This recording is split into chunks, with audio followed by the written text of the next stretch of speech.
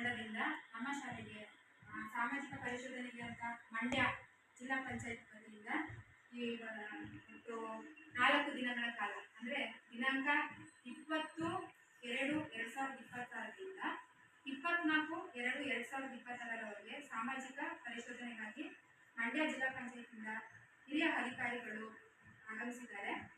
ಈ ಒಂದು ಕಾರ್ಯಕ್ರಮಕ್ಕೆ ನಾನು ಎಲ್ಲರಿಗೂ ಸ್ವಾಗತವನ್ನು ಕೊಡುತ್ತೇನೆ. ಮೊದಲಿಗೆ ಪ್ರಾರ್ಥನೆಯೊಂದಿಗೆ ನಾವು ಈ ಒಂದು ಸಮಾರಂಭವನ್ನು ಪ್ರಾರಂಭಿಸೋಣ.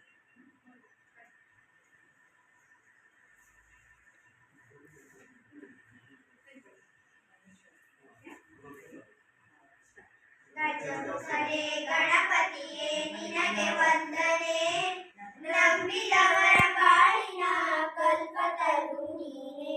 ಗಜಮುಖನೇ ಗಣಪತಿಯೇ ನಿನಗೆ ವಂದನೆ, ನಂಬಿದವರ ಬಾಳಿನ ಕಲ್ಪತರು ನೀನೆ.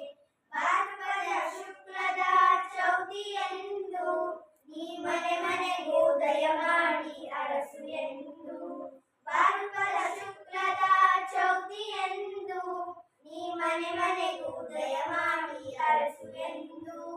ನಿನ್ನ ಸನ್ನಿಧಾನಕ್ಕೆ ದಯಪಾಗಿ ಕೈಯ ಮುಗಿದು ಬೇಡುವ ಭಕ್ತರಿಗೆ ನೀ ದಯ ಸಿಂಧು.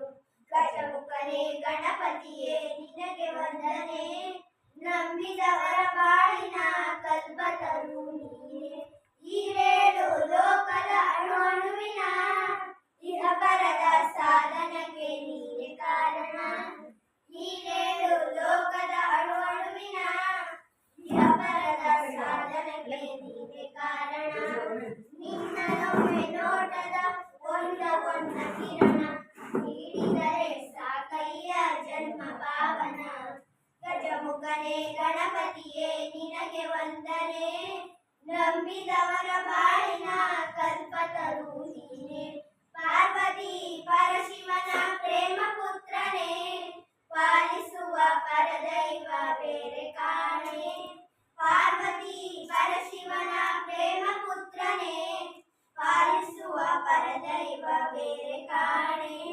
ಪಾಪದ ಪಂಕದಲ್ಲಿ ಪದುಮ ಎನಿಸು ಎನ್ನ, ಪಾದ ಸೇವೆ ಒಂದೇ ಧರ್ಮ ಸಾಧನ. ಗಣಮುಖನೇ ಗಣಪತಿಯೇ ನಿನಗೆ ವಂದನೆ, ನಂಬಿದವರ ಬಾಳಿನ ಕಲ್ಪತರು ನೀನೆ. ಎಲ್ಲರಿಗೂ ಧನ್ಯವಾದಗಳು. ಪ್ರಾರ್ಥನೆಯನ್ನು ಮಾಡಿ ಸಮಾರಂಭವು ಯಶಸ್ವಿಯಾಗಿ ಜರುಗಲೆಂದು ಪ್ರಾರ್ಥಿಸಿದಂತಹ ನಮ್ಮ 4 ಮತ್ತು 5ನೇ ತರಗತಿಯ ಮಕ್ಕಳಿಗೆ ಧನ್ಯವಾದಗಳು. ಈಗ ನಾವು ಎಲ್ಲರನ್ನು ಸ್ವಾಗತಿಸೋಣ. ಈ ಒಂದು ನಮ್ಮ ಪೋಷಕರ ಸಭೆ ಹಾಗೂ ಸಾಮಾಜಿಕ ಪರಿಶೋಧನಾ ಒಂದು ಸಮಾರಂಭಕ್ಕೆ ನಮ್ಮ ಮಂಡ್ಯ ಗ್ರಾಮ ಪಂಚಾಯತ್ ರಾಜ್ ಸಹಾಯ ನಿರ್ದೇಶಕರಾದಂತಹ ಶ್ರೀಯುತ ಪಾರ್ಥಸಾರಥಿ ಸರ್ ಅವರು ಆಗಮಿಸಬೇಕಾಗಿತ್ತು. ಅವರ ಅನುಪಸ್ಥಿತಿಯಲ್ಲಿ ನಮ್ಮ ಒಂದು ಈ ಸಮಾರಂಭಕ್ಕೆ ಪಿಡಿಒ ನಮ್ಮ ಬೆಂಡರವಾಡಿ ಪಿಡಿಒರಾದಂತಹ ಅವರ ಅಧ್ಯಕ್ಷತೆಯಲ್ಲಿ ನಡೀತಾ ಇದೆ. ಅವರಿಗೆ ನಾನು ಎಲ್ಲರ ಪರವಾಗಿ ಸ್ವಾಗತವನ್ನ ಕೊಡ್ತೀನಿ.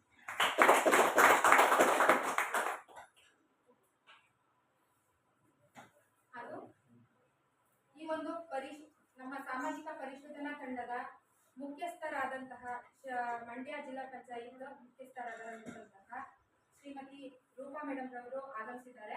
ಅವರಿಗೂ ಸಹ ನಾನು ಎಲ್ಲರ ಪರವಾಗಿ ಸ್ವಾಗತವನ್ನು.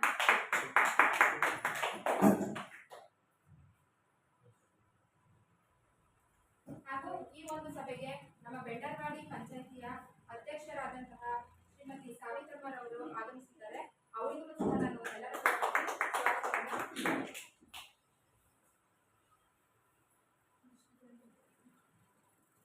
ಹಾಗೂ ಈ ಒಂದು ನಮ್ಮ ಸಾಮಾಜಿಕ ಪರಿಶೋಧನಾ ಸಮಾರಂಭಕ್ಕೆ ಆಗಮಿಸಿದಂತಹ ನಮ್ಮ ಎಲ್ಲ STMC ಸದಸ್ಯರಾದಂತಹ ಎಲ್ಲರಿಗೂ ನಾನು ಒಟ್ಟಿಗೆ ಸ್ವಾಗತವನ್ನು ಕೋರುತ್ತೇನೆ. ಹಾಗೂ ಈ ಒಂದು ಸಮಾರಂಭಕ್ಕೆ ಅಧ್ಯಕ್ಷರಾಗಿ ನಮ್ಮ SDMC ಅಧ್ಯಕ್ಷರಾಗಿ ಅವರು ಇರಬೇಕಾಗಿತ್ತು. ಈಗ ಒಂದು 15 ದಿನಗಳ ಹಿಂದೆ ಅವರು ನಿಧನರಾದರಿಂದಾಗಿ ಅವರು ಈ ಸಮಾರಂಭಕ್ಕೆ ಆಗ್ತಾ ಇಲ್ಲ. ಅನುಪಸ್ಥಿತಿಯಲ್ಲಿ ಅವರ ಶ್ರೀಮತಿ ಅವರನ್ನ ನಾವು ಕೋರ್ಕೊಂಡಿದ್ದೀವಿ. ಅವರು ಆಗಮಿಸ್ತಾರೆ. ಅವರಿಗೂ ಹಾಗೂ ಎಲ್ಲರಿಗೂ ನಾನು ಪೂರ್ವಕವಾಗಿ ನನ್ನ ಸ್ವಾಗತವನ್ನು ಕೋರುತ್ತೇನೆ.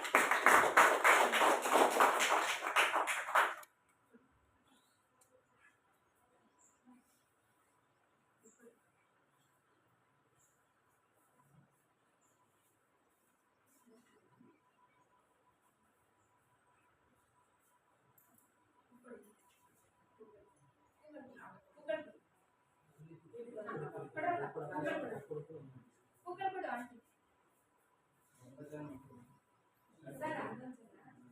ಸರ್ ಅದೇ ಅಮ್ಮಾಟಿ ಬರ್ತಿಲ್ಲ, ಇನ್ನೊಂದು ಹುಡುಗಿ ಹೋಗ್ತಿದ್ದಾರೆ.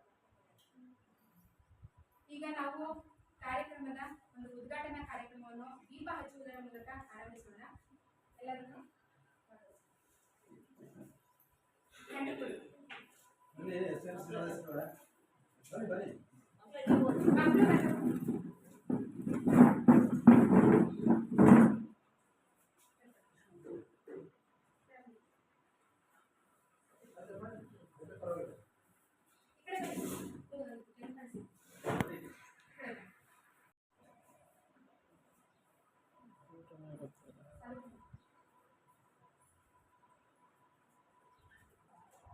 ಮೇಡಮ್ ಒಂದು 2 ಫೋಟೋ ಮಾಡ್ತೀವಿ.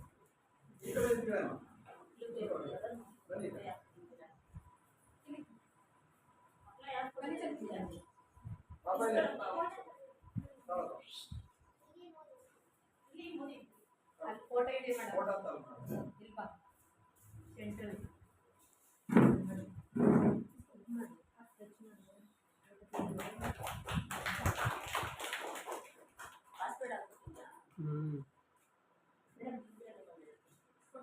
ನಿಮ್ಮದ್ರಲ್ಲಿ ಓಪನ್ ಮಾಡಿ ಗುಡಿ ಇದ್ದರೆ ಕಳಿಸ್ತೀನಿ ಮೇಡಮ್. ಇದ್ರೆ ಇಲ್ಲ ಅದು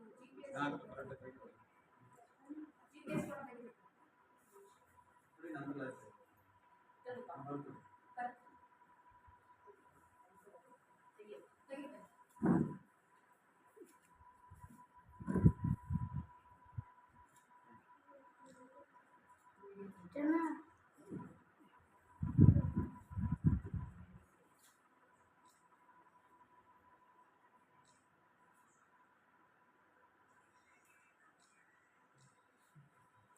ಹಂಗೆ ಇಟ್ಕೊಳ್ಳಿ, ಇನ್ನೊಂದು 2 ತೆಗಿಬೇಕು.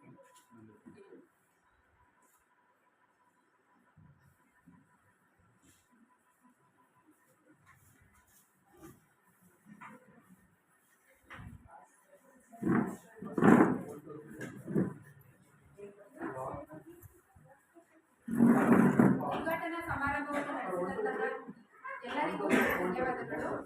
ಈಗ ನಮ್ಮ ಮೇಡಮ್ ರೂಪ ಮೇಡಮ್ ಅವರಿಂದ ಸಮಾರಂಭದ ಒಂದು ಸಭೆಯ ಪ್ರಾಸ್ತಾವಿಕ ನುಡಿಯನ್ನು ಎಲ್ಲರಿಗೂ ನೀಡಲು.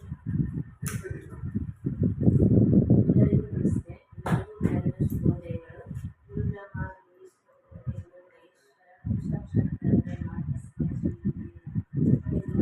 ಸ್ಮರಣೆ ಮಾಡುತ್ತಾ ನಮ್ಮ ಒಂದು ಕಾರ್ಯಕ್ರಮಕ್ಕೆ 2023-24ನೇ ಸಾಲಿನ ಸಮಗ್ರ ಶಿಕ್ಷಣ ಯೋಜನೆ ಕರ್ನಾಟಕ ಒಂದು ಸಾಮಾಜಿಕ ಪರಿಶೋಧನಾ ಶಾಲಾ ಸಭೆಯ ಮೊಬೈಲ್ ನಮ್ಮ ಭಾರತೀಯ ಸಂಸ್ಕೃತಿ ಅತಿಥಿ ದೇವೋ ಭವ ಎನ್ನುವ ನಿಟ್ಟಿನಲ್ಲಿ ನಮ್ಮ ಕರೆಗೆ ಹೋಗಲಿದ್ದು ಆಗಮಿಸಿ ಆಸೀನರಾಗಿರುವಂತಹ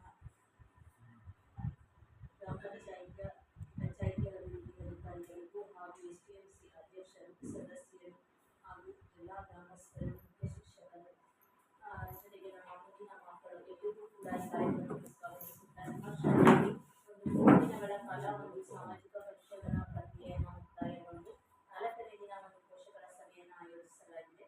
ಆ ಪೋಷಕರ ಸಭೆಯ ಮುಖ್ಯ ಉದ್ದೇಶ ಏನಪ್ಪಾ ಅಂದ್ರೆ ಸರ್ಕಾರದಿಂದ ಬಂದಂತಹ ಅನುದಾನ ಸಮರ್ಪಕವಾಗಿ ಖರ್ಚಾಗಿದೆಯಾ, ಮತ್ತೆ ಯೋಜನೆಯ ಬಗ್ಗೆ ಎಲ್ಲ ಸಾರ್ವಜನಿಕರಿಗೂ ಮಾಹಿತಿಯನ್ನು ಪೋಷಕರಿಗೂ ಕೂಡ ಮಾಹಿತಿ ಲಭ್ಯವಿದೆಯಾ ಅನ್ನೋ ನಿಟ್ಟಿನಲ್ಲಿ ಈ ಒಂದು ಸಭೆಯನ್ನು ಆಯೋಜಿಸಲಾಗಿದೆ. ಇದರಲ್ಲಿ ನಿಮ್ಮ ಅನಿಸಿಕೆ ಅಭಿಪ್ರಾಯಗಳು, ಜೊತೆಗೆ ಮಕ್ಕಳ ಅನಿಸಿಕೆ ಅಭಿಪ್ರಾಯಗಳು, ಒಂದು ಶಾಲೆಯ ಮೂಲಭೂತ ಸೌಕರ್ಯಗಳ ಬಗ್ಗೆ ಮಾಹಿತಿಯನ್ನು ಚರ್ಚೆ ಮಾಡಲಿಕ್ಕೆ ಅವಕಾಶ ಇರುವಂತದ್ದು. ಈ ಯೋಜನೆಯ ಬಗ್ಗೆ ಮುಖ್ಯ ನಿರೀಕ್ಷೆಗಳ ಬಗ್ಗೆ ಹೇಳೋದಾದ್ರೆ ಗುಣಮಟ್ಟದ ಶಿಕ್ಷಣವನ್ನು ಒದಗಿಸ್ತಕ್ಕಂಥದ್ದು, ಒಂದು ಮಕ್ಕಳ ಫಲಿತಾಂಶಗಳನ್ನು ಹೆಚ್ಚಿಸ್ತಕ್ಕಂಥದ್ದು, ಶಾಲಾ ಶಿಕ್ಷಣದಲ್ಲಿ ಸಾಮಾಜಿಕ ಮತ್ತು ಲಿಂಗ ಅಸಮಾನತೆಯನ್ನು ಹೋಗಲಾಡಿಸ್ತಕ್ಕಂಥದ್ದು, ಶಾಲಾ ಶಿಕ್ಷಣದ ಎಲ್ಲ ಹಂತದಲ್ಲೂ ಸಮಾನತೆ ಮತ್ತು ಸೇರ್ಪಡೆಯನ್ನು ಖಚಿತಪಡಿಸಿಕೊಳ್ಳತಕ್ಕಂಥದ್ದು, ಉಚಿತ ಶಿಕ್ಷಣ ಕಾಯ್ದೆ ಕಡ್ಡಾಯವಾಗಿ RTE ಕಾಯ್ದೆ 2009ರಲ್ಲಿ ಪ್ರೀ ನರ್ಸರಿಯಿಂದ 12ನೇ ತರಗತಿಯವರೆಗೆ ಉಚಿತ ಶಿಕ್ಷಣ ಕಡ್ಡಾಯವನ್ನು ಜಾರಿಗೆ ತಂದಿದೆ ಸರ್ಕಾರ. ಯಾಕಪ್ಪ ಅಂದ್ರೆ ಎಲ್ಲ ಮಕ್ಕಳು ಶಿಕ್ಷಣದಿಂದ ವಂಚಿತರಾಗಬಾರದು ಅನ್ನೋ ನಿಟ್ಟಿನಲ್ಲಿ ಈ ಕಾಯ್ದೆಯನ್ನು ಜಾರಿಗೆ ತಂದಿರುವಂಥದ್ದು. ಪ್ರತಿ ಮಕ್ಕಳು ಕೂಡ ಶಿಕ್ಷಣವನ್ನು ಕಲಿಬೇಕು ಅನ್ನೋ ನಿಟ್ಟಿನಲ್ಲಿ ಈಗ ನಿರೀಕ್ಷೆಗಳ ಫಲಿತಾಂಶಗಳ ಬಗ್ಗೆ ಹೇಳೋದಾದ್ರೆ ಸರ್ವ ಶಿಕ್ಷಣ ಅಭಿಯಾನ SSA, ರಾಷ್ಟ್ರೀಯ ಮಾಧ್ಯಮಿಕ ಶಿಕ್ಷಣ RMSA, ಶಿಕ್ಷಕರ ಶಿಕ್ಷಣ ಟೀಚಿಂಗ್ ಎಜುಕೇಶನ್ ಎನ್ನುವ ನಿಟ್ಟಿನಲ್ಲಿ ಸರ್ಕಾರ ಈ ಪ್ರಕ್ರಿಯೆಯನ್ನು ಜಾರಿಗೆ ತಂದಿದೆ. ಸಾರ್ವತ್ರಿಕ ಪ್ರವೇಶ, ಸಮಾನತೆ, ಗುಣಮಟ್ಟ, ಶಿಕ್ಷಣದ ಔದ್ಯೋಗೀಕರಣವನ್ನು ಉತ್ತೇಜನ ಮಾಡ್ತಕ್ಕಂಥದ್ದು, ಶಿಕ್ಷಕರ ಶಿಕ್ಷಣ ತರಬೇತಿಯನ್ನು ಮಾಡ್ತಕ್ಕಂಥದ್ದು, ಯೋಜನೆಯ ಅನುಷ್ಠಾನದಲ್ಲಿ ಪಾರದರ್ಶಕತೆ, ಉತ್ತರ ಏಕತ್ವ, ಜನರ ಸಹಭಾಗಿತ್ವವನ್ನು ಖಚಿತಪಡಿಸಿಕೊಳ್ತಕ್ಕಂಥದ್ದು, ಸಾಮಾಜಿಕ ಮತ್ತು ಸಾರ್ವಜನಿಕ ಒಂದು ಪಾರದರ್ಶಕತೆ, ಉತ್ತರ ಏಕತ್ವ, ಜನರ ಸಹಭಾಗಿತ್ವವನ್ನು ಖಚಿತಪಡಿಸಿಕೊಳ್ತಕ್ಕಂಥದ್ದು. ಈ ಎಲ್ಲ ನಿಟ್ಟಿನಲ್ಲಿ ಸರ್ಕಾರ ಯಾವುದೇ ಒಂದು ಅನುದಾನ ಬಂದು ಕೂಡ SDMC ಅಧ್ಯಕ್ಷರು, ಉಪಾಧ್ಯಕ್ಷರು ಮತ್ತು ಅವರ ಕಮಿಟಿಯ ಒಪ್ಪಿಗೆ ಮೇರೆಗೆ ಖರ್ಚು ಮಾಡ್ತಕ್ಕಂಥದ್ದು. ಆ ಖರ್ಚಾಗಿರುವ ಅನುದಾನ ಯಾವುದೇ ಒಂದು 10 ರೂಪಾಯಿ ಸರ್ಕಾರದಿಂದ ಬಂದರೂ ಕೂಡ ಅದಕ್ಕೆ ಒಂದು ಸಂಬಂಧಪಟ್ಟ ಇಲಾಖೆಯವರು ಆಡಳಿತ ಮಾಡಿ ವರದಿಯನ್ನು ಸಲ್ಲಿಸ್ತಾರೆ. ಅದು ಮಕ್ಕಳಿಗೆ ಸಮರ್ಪಕವಾಗಿ ತಲುಪಬೇಕು. ಜೊತೆಗೆ ಸಾರ್ವಜನಿಕರಿಗೂ ಈ ಯೋಜನೆಯ ಬಗ್ಗೆ ಮಾಹಿತಿ ಲಭ್ಯವಿರಬೇಕು ಅಂತೇಳಿ ವರ್ಷದಲ್ಲಿ ಈಗ 2 ವರ್ಷದಿಂದ ಪ್ರಪ್ರಥಮವಾಗಿ ಒಂದು ಗ್ರಾಮ ಪಂಚಾಯತ್ ವ್ಯಾಪ್ತಿಗೆ 2 ಶಾಲೆಗಳನ್ನು ಆಯ್ಕೆ ಮಾಡಿ ಸಾಮಾಜಿಕ ಪರಿಶೋಧನೆಗೆ ಒಳಪಡಿಸಿದೆ. ಇದು 5 ವರ್ಷಗಳ ಒಂದು ಪ್ರಕ್ರಿಯೆ ಇರುತ್ತೆ. 5 ವರ್ಷದ ಒಂದು ಪ್ರತಿ ಶಾಲೆಗೂ ಕೂಡ ಆಡಿಟನ್ನು ಮಾಡಬೇಕು ಅಂತೇಳಿ ಸ್ಟೇಟಿಂದನೇ ಮಾಹಿತಿಯನ್ನು ಕೊಟ್ಟಿದ್ದಾರೆ. ಹಾಗಾಗಿ ವೇಳಾಪಟ್ಟಿಯನ್ನು ನಾವು ಜೂನ್ ತಿಂಗಳಿಂದಲೇ ವೇಳಾಪಟ್ಟಿಯನ್ನು ತಯಾರು ಮಾಡಿ DO ಅವರು, AD ಅವರು ಮತ್ತು CO ಅವರು ಎಲ್ಲರೂ ಅನುಮೋದನೆ ಮಾಡಿ ಪ್ರತಿ ಗ್ರಾಮ ಪಂಚಾಯತಿಗೂ 5 ದಿನ, ಶಾಲೆಯಲ್ಲಿ 4 ದಿನ ಪ್ರಕ್ರಿಯೆಯನ್ನು ಮುಗಿಸಿ ವರದಿಯನ್ನು ಸಲ್ಲಿಸಬೇಕು. ಯಾಕಂದರೆ ಆರೋಗ್ಯ ಶಿಕ್ಷಣ ಇಲಾಖೆಯಲ್ಲಿ ಒಂದು ಆಡಿಟನ್ನು ಮಾಡಿ ವರದಿಯನ್ನು ಸಲ್ಲಿಸಿರ್ತಾರೆ. ಆದರೆ SDMC ಅವರಿಗೆ ಮಾಹಿತಿ ಲಭ್ಯ ಮಾತ್ರ ಇರುತ್ತೆ. ಇನ್ನು ಸಾರ್ವಜನಿಕರಿಗೆ ಈ ಸಮುದಾಯದವರಿಗೂ ಕೂಡ ಈ ಯೋಜನೆ ಬಗ್ಗೆ ಎಲ್ಲ ಒಂದು ಮಾಹಿತಿ ಲಭ್ಯವಿರಬೇಕಾದ ನಿಟ್ಟಿನಲ್ಲಿ ಈ ಸಭೆಯನ್ನು ನಾವು ಕರೆದು ಏನು ಅನುದಾನ ಬಂದಿದೆ ಅದೆಲ್ಲವನ್ನ ನಿಮ್ಮ ಸಮ್ಮುಖದಲ್ಲಿ ಚರ್ಚೆ ಮಾಡಿ ಒಂದು ನಡೆವಳಿಯನ್ನು ಮಾಡಿ ಸಂಬಂಧಪಟ್ಟ ಇಲಾಖೆಗೆ ವರದಿಯನ್ನು ಸಲ್ಲಿಸ್ತಕ್ಕಂಥದ್ದು. ನಾವು 2023-24ನೇ ಸಾಲಿನಲ್ಲಿ ಒಟ್ಟು 246 ದಿನಗಳು ನಡೀಬೇಕಿತ್ತು. ಈಗ 242 ದಿನಗಳು ನಡೆದಿದೆ. ಯಾಕಂದರೆ 4 ಸ್ಥಳೀಯ ರಜೆಗಳನ್ನು ಮಂಜೂರು ಮಾಡಲಾಗಿದೆ, 8 ಸರ್ಕಾರಿ ರಜೆಗಳನ್ನು ಮಂಜೂರು ಮಾಡಿರೋದು ದಾಖಲಾತಿಯಂತೆ ಕಂಡು ಬಂದಿದೆ. 4 ಸ್ಥಳೀಯ ರಜೆಗಳಪ್ಪ ಅಂತಂದರೆ ನಿಮ್ಮ ಗ್ರಾಮ ದೇವತೆ ಹಬ್ಬ ಆಗಿರ್ಬೋದು, ನಿರಂತರ ಮಳೆ ಆಗಿರ್ಬೋದು, ವಿಶೇಷ ದಿನಗಳಾಗಿರ್ಬೋದು, ಇವತ್ತು ಮಾರಿ ಹಬ್ಬ. ಯಾಕಂದರೆ ಎಲ್ಲ ಪೋಷಕ ವರ್ಗದವರು ಹೆಚ್ಚಿಸಿದ್ರೆ ಅವತ್ತು ಒಂದಿನ ರಜೆ ಕೊಡಲಿಕ್ಕೆ ಅವಕಾಶ ಇದೆ. ಆ ಥರ 4 ದಿನಗಳು ರಜೆಯನ್ನು ಮಂಜೂರು ಮಾಡಿರೋದು ಕಂಡು ಬಂದಿದೆ. ಸರಾಸರಿ ದಾಖಲಾತಿ ಕುರಿತಂತೆ ಹೇಳೋದಾದರೆ ನಾವು 2023-24ರಲ್ಲಿ 9 ಮಕ್ಕಳಿದ್ದು ಈಗ ಪ್ರಸ್ತುತ ಸಾಲಲ್ಲಿ 11 ಮಕ್ಕಳು ಆಗಿದ್ದಾರೆ, ಅಂದರೆ 3 ಮಕ್ಕಳು ಹೆಚ್ಚಾಗಿದ್ದಾರೆ. ಆದರೆ ಇನ್ನೂ ಹೆಚ್ಚಿನ ಒಂದು ದಾಖಲಾತಿ ಇದ್ದರೆ ಉತ್ತಮ. ಏಕೆಂದರೆ ಈಗ ಒಬ್ಬರೇ ಶಿಕ್ಷಕರು ಅವರ ಎಲ್ಲ ಕೆಲಸದ ಒತ್ತಡಗಳು ಅವರೊಬ್ಬರಿಗೆ ಬೀಳುತ್ತೆ. ಯಾಕಂದರೆ ಒಂದು 20 ಮಕ್ಕಳಾದರೂ ಕೂಡ ವಿವಿಧ ಶಾಲೆಗಳಲ್ಲಿದ್ದರೆ ಅವರ ನಿರ್ವಹಣೆ ಮಾಡಲಿಕ್ಕೆ ಮಧ್ಯಾಹ್ನ ಬಿಸಿಯೂಟ ಯೋಜನೆ ಆಗಿರ್ಬೋದು, ಸ್ಯಾಟ್ಸ್ ಆಗಿರ್ಬೋದು, ಅದಕ್ಕೆ ಸಂಬಂಧಪಟ್ಟ ದಾಖಲಾತಿ ಆಗಿರ್ಬೋದು, ಇತರಕ್ಕೆ ಸಂಬಂಧಪಟ್ಟ ಒಂದು ಯೋಜನೆಯ ಅನುದಾನಗಳಾಗಿರ್ಬೋದು, ಯಾವುದೇ ಒಂದು ದಾಖಲಾತಿ ನಿರ್ವಹಣೆ ಮಾಡಬೇಕು. ಜೊತೆಗೆ ಮಕ್ಕಳ ಒಂದು ಕಲಿಕಾ ಸಾಮರ್ಥ್ಯದ ಬಗ್ಗೆ ಹೆಚ್ಚಿನ ಗಮನವನ್ನು ಕೊಡಬೇಕು. ಶಾಲಾ ಮೂಲಭೂತ ಸೌಕರ್ಯ ಎಲ್ಲವನ್ನೂ ಒಂದು ಮುಖ್ಯ ಶಿಕ್ಷಕರ ಒಂದು ಹೊಣೆ ಆಗ್ತಿದೆ. ಪವನ್ ಮೇಡಮ್ ಎಲ್ಲ ನನ್ನೊಬ್ಬರಿಗೆ ತುಂಬ ಕಷ್ಟ ಆಗ್ತಿದೆ ಅಂತ ಹೇಳ್ತಾರೆ. ಇನ್ನೊಬ್ಬರು ಮಕ್ಕಳು ಜಾಸ್ತಿ ಆದಂತೆ ಶಿಕ್ಷಕರು ಜಾಸ್ತಿ ಆಗ್ತಾರೆ. ಜೊತೆಗೆ ಅಡುಗೆಯವರು ಕೂಡ ಇನ್ನೊಂದು 10 ಮಕ್ಕಳಾದರೆ ಅಡುಗೆಯವರು ಇನ್ನೊಬ್ರು ಆಗ್ತಾರೆ, ಶಿಕ್ಷಕರು ಇನ್ನೊಬ್ರು ಆಗ್ತಾರೆ. ಯಾಕಂದರೆ ಶಿಕ್ಷಕರ ಜೊತೆಗೆ ಸಮುದಾಯದವರು ಕೂಡ ಕೈ ಜೋಡಿಸ್ಬೇಕು. ಯಾಕಂದರೆ ಅವರೊಬ್ಬರ ಒಂದು ಹೋರಾಟದಲ್ಲಿ ಏನು ಸಾಧ್ಯ, ಒಗ್ಗಟ್ಟಿನಲ್ಲಿ ಬಲವಿದೆ ಅಂತ ಹೇಳಿದ್ರೆ ನಿಮ್ಮ ಒಂದು ಊರಿನ ಗ್ರಾಮಸ್ಥರು ಕೂಡ ಸಹಕಾರ ಕೊಟ್ಟು ಸರ್ಕಾರಿ ಶಾಲೆಗೆ ಸೇರಿಸ್ಬೇಕು. ಯಾಕಂದರೆ ಸರ್ಕಾರಿ ಕೆಲಸಗಳೆಲ್ಲ ಬೇಕು ಅಂತ ಯೋಚನೆ ಮಾಡ್ತೀವಲ್ವ, ನಮ್ಮ ಮಕ್ಕಳಿಗೆ ಓದಿಸೋದೆಲ್ಲ ಏನಕ್ಕೆ, ನಮ್ಮ ಮಗ ನಾನು ರೈತ ಆಗಿದ್ರೆ ನನ್ನ ಮಗನಿಗೆ ಒಳ್ಳೆ ಗೌರ್ಮೆಂಟ್ ಕೆಲಸನೇ ಸಿಗಬೇಕು ಅಂತ ಇಷ್ಟಪಟ್ಟು ನಾವೆಲ್ಲ ದುಡ್ಡದೆಲ್ಲ ಅನುದಾನಿತ ಶಾಲೆಗಳಲ್ಲೇ ಓದಿಸ್ಬೇಕು ಅಂತ ದುಡ್ಡು ಕಟ್ಟು ಓದಿಸ್ತೀವಿ. ಆದರೆ ಸರ್ಕಾರಿ ಶಾಲೆಗಳಲ್ಲೂ ಕೂಡ ಎಲ್ಲ ಸೌಲಭ್ಯಗಳಿದೆ, ನೃತ್ಯ ಶಿಕ್ಷಕರು ಇರ್ತಾರೆ, ಸಂಬಂಧಪಟ್ಟ ಪಾಠಗಳೆಲ್ಲ ತುಂಬ ಚೆನ್ನಾಗಿ ನಿರ್ವಹಣೆ ಆಗ್ತದೆ ಅನ್ನೋ ನಿಟ್ಟಿನಲ್ಲಿ ಸರ್ಕಾರ ಈ ಒಂದು ಬಲವರ್ಧನೆಯನ್ನು ಹೆಚ್ಚಿಸಬೇಕು ಸರ್ಕಾರಿ ಶಾಲೆಗಳಲ್ಲಿ ಅನ್ನೋ ನಿಟ್ಟಿನಲ್ಲಿ ಮಾಡ್ತಕ್ಕಂಥದ್ದು. ಇನ್ನು ದೀರ್ಘಕಾಲಿಕ ಗೈರುಹಾಜರಾಗುವುದು ಅಂತ ಹೇಳೋದಾದ್ರೆ ಯಾವುದೇ ಮಕ್ಕಳು ಆ ವರ್ಷದಲ್ಲಾಗಲಿ ಪ್ರಸ್ತುತ ಸಾಲಿನಲ್ಲಾಗಲಿ ದೀರ್ಘಕಾಲಿಕ ಗೈರುಹಾಜರಾಗಿರೋದು ಕಂಡು ಬಂದಿರೋದಿಲ್ಲ. ಇನ್ನು ಶಿಕ್ಷಕರ ನಿಯೋಜನೆ ಕುರಿತು ಅಂತ ಹೇಳೋದಾದ್ರೆ ಈಗ 9 ಮಕ್ಕಳು ಪ್ರಸ್ತುತ 11 ಮಕ್ಕಳು ಹಿಂದಿನ ಸಲದ 9 ಮಕ್ಕಳಿಂದ ಒಬ್ಬರೇ ಶಿಕ್ಷಕರು ಬೋಧನಾ ಕಾರ್ಯವನ್ನು 3 ವರ್ಷದಿಂದ ಮಾಡ್ಕೊಂಡು ಹೋಗ್ತಾ ಇದ್ದಾರೆ. ಇನ್ನು ವಿಶೇಷ ಚೇತನರಿಗೆ ಸಂಬಂಧಪಟ್ಟ ಅನುದಾನ ಆಗಿರ್ಬೋದು, ಅವರಿಗೆ ಸಂಬಂಧಪಟ್ಟ ಒಂದು ಮಾಹಿತಿ ಆಗಿರ್ಬೋದು, ಯಾವುದೇ ಒಂದು ನಿಮ್ಮ ಊರಿನಲ್ಲಿ ಯಾವುದೇ ಒಂದು ಮಕ್ಕಳು ಆ ಸಾಲಿನಲ್ಲೂ ಕೂಡ ಪ್ರಸ್ತುತ ಸಾಲಿನಲ್ಲೂ ಕೂಡ ವಿಶೇಷ ವರ್ಗದ ಒಂದು ಮಕ್ಕಳು ಕಂಡು ಬಂದಿಲ್ಲ. ಇನ್ನು ನಿಯಮಾನುಸಾರ ಹಲ ವಿದ್ಯಾರ್ಥಿಗಳಿಗೆ ಸಾರಿಗೆ ಭತ್ಯವನ್ನು ಭರಿಸುವಂತಾಗಿದೆ. ಈಗ 5 ಕಿಲೋಮೀಟರ್ ದೂರ ಅಥವಾ 3 ಕಿಲೋಮೀಟರ್ ದೂರದಿಂದ ಏನಾದರೂ ನಿಮ್ಮ ಶಾಲೆಗೆ ಆ ಊರಲ್ಲಿ ಶಾಲೆ ಇಲ್ಲ ಅಂತೇಳಿ ನೀವು ದೇಶಪಾಂಡೆ ಶಾಲೆ ಇದ್ದರೆ, ಕೆಳಪೆ ಶಾಲೆ ಇದ್ದರೆ ಬೆಳ್ರೋಡಿಗೆ ಹೋದರೆ ಅವಾಗ ನಿಮಗೆ ಪ್ರಯಾಣ ಭತ್ಯವನ್ನು ಖರ್ಚು ಮಾಡುವಂಥದ್ದು. ಇದನ್ನೆಲ್ಲ ಸ್ಥಳೀಯ ಮಕ್ಕಳೇ ಆಗಿರೋದ್ರಿಂದ ಯಾವುದೇ ಒಂದು ಪ್ರಯಾಣ ಭತ್ಯವನ್ನು ಖರ್ಚು ಮಾಡಿರೋದು ಕಂಡು ಬಂದಿಲ್ಲ. ಇನ್ನು ಶಾಲಾ ಕಟ್ಟಡ ಮತ್ತು ಪೀಠೋಪಕರಣಗಳಿಗೆ ಲಭ್ಯತೆಯ ಬಗ್ಗೆ ಹೇಳೋದಾದ್ರೆ ನಿಮ್ಮ ಶಾಲೆಯಲ್ಲಿ 3 ಕೊಠಡಿಗಳು ಅಷ್ಟೇ ಇರೋದು. 1ರಿಂದ 5th ಇರೋದ್ರಿಂದ ಒಂದು ಅಡುಗೆ ಮನೆ ಉಳಿದಂತೆ 2 ಕೊಠಡಿ ಮಕ್ಕಳಿಗೆ ಇರುವಂಥದ್ದು ಕಂಡು ಬಂದಿದೆ. ಅದರಲ್ಲಿ ಕುಡಿಯುವ ನೀರು, ನೆಕ್ಸ್ಟ್ ಶೌಚಾಲಯ ಮತ್ತು ಕುಡಿಯುವ ನೀರಿನ ಸೌಲಭ್ಯದ ಬಗ್ಗೆ ಹೇಳೋದಾದ್ರೆ ನಿಮ್ಮಲ್ಲಿ ಶೌಚಾಲಯಕ್ಕೆ ಸಾಕಷ್ಟು ನೀರಿದೆಯಪ್ಪ, ಬಳಕೆಗೆ ಯೋಗ್ಯವಾಗಿದೆಯಾ, ಪ್ರತಿದಿನ ನೀರು ಬರುತ್ತಾ? ಇನ್ನು ಮಧ್ಯಾಹ್ನ ನಿರಂತರ ಬಿಸಿಯೂಟ ಯೋಜನೆ ಇದೆ ಅಲ್ವಾ? ನಿಮ್ಗೆ ಎಷ್ಟು ಗಂಟೆಗೆ ಮಕ್ಕಳು ತೆಗಿತಾರೆ ಶಾಲೆ? 9:30. ನೀವು ಹಾಲೆಲ್ಲ ಎಷ್ಟು ಗಂಟೆಗೆ ಕುಡಿತೀರಾ? 10 ಗಂಟೆಗೆ ಕುಡಿ. ಮಧ್ಯಾಹ್ನ ಬಿಸಿಯೂಟ ಎಷ್ಟು ಗಂಟೆಗೆ ಕೊಡ್ತಾರೆ? 1 ಗಂಟೆಗೆ. ಎಲ್ಲಿ ಊಟ ಮಾಡ್ತೀರಾ? ಊಟ ಎಲ್ಲ ಹೇಗಿರುತ್ತೆ? ಮೆನು ಚಾರ್ಟ್ ಪ್ರಕಾರ ಅಡುಗೆ ಮಾಡ್ತಾರಾ? ಮೆನು ಚಾರ್ಟ್ ನೋಡಿದ್ದೀರಾ? ವಾರದಲ್ಲಿ ಓದಿನಲ್ಲ 6 ದಿನ ಕೂಡ ಏನೇನು ಅಡುಗೆ ಮಾಡ್ತಾರೆ ಅನ್ನೋ ಮಾಹಿತಿ ಲಭ್ಯವಿದೆಯಾ? ಎಲ್ಲ ನೀವು ಬೋರ್ಡಲ್ಲಿ ಬರೆದು ಹಾಕಿದಾರಾ? ಈಗ ಮದುವೆ ಹೋದ ವರ್ಷ ಎಲ್ಲ 3 ವಾರ ಶುಕ್ರವಾರ ಮೊಟ್ಟೆ ಕೊಡ್ತಾ ಇದ್ರಲ್ವಾ? ಈಗ ಪ್ರತಿದಿನ ಮೊಟ್ಟೆ ಕೊಡ್ತಾರಾ? ಎಲ್ಲರೂ ಮೊಟ್ಟೆ ತಿಂತೀರಾ? ಮೊಟ್ಟೆ ತಿಂದೇ ಇರುವಂಥ ಮಕ್ಕಳಿದ್ದೀರಾ? ಎಲ್ಲರೂ ಮೊಟ್ಟೆ ತಿಂದೇ ಇರುವಂಥ ಮಕ್ಕಳಿದ್ರೆ ಬಾಳೆಹಣ್ಣು ಕೊಡುವಂಥದ್ದು. ಹಿಂದಿನ ವರ್ಷ ಚುಕ್ಕಿ ಕೊಡ್ತಾ ಇದ್ರು. ಆಲ್ರೆಡಿ ಆವಾಗಲೇ ಬೇಸಿಗೆಯಿಂದ ಮುಂಚಿತವಾಗಿ ನಾನು ಆಡಿಟ್ ಮಾಡ್ತಿದ್ದೆ, ಚುಕ್ಕಿ ಕ್ಯಾನ್ಸಲ್ ಆಯಿತು. ಆಗ ಈ ಮೊಟ್ಟೆ ಪ್ರತಿದಿನ ಎಲ್ಲರೂ ಮೊಟ್ಟೆ ತಿಂತೀರಾ?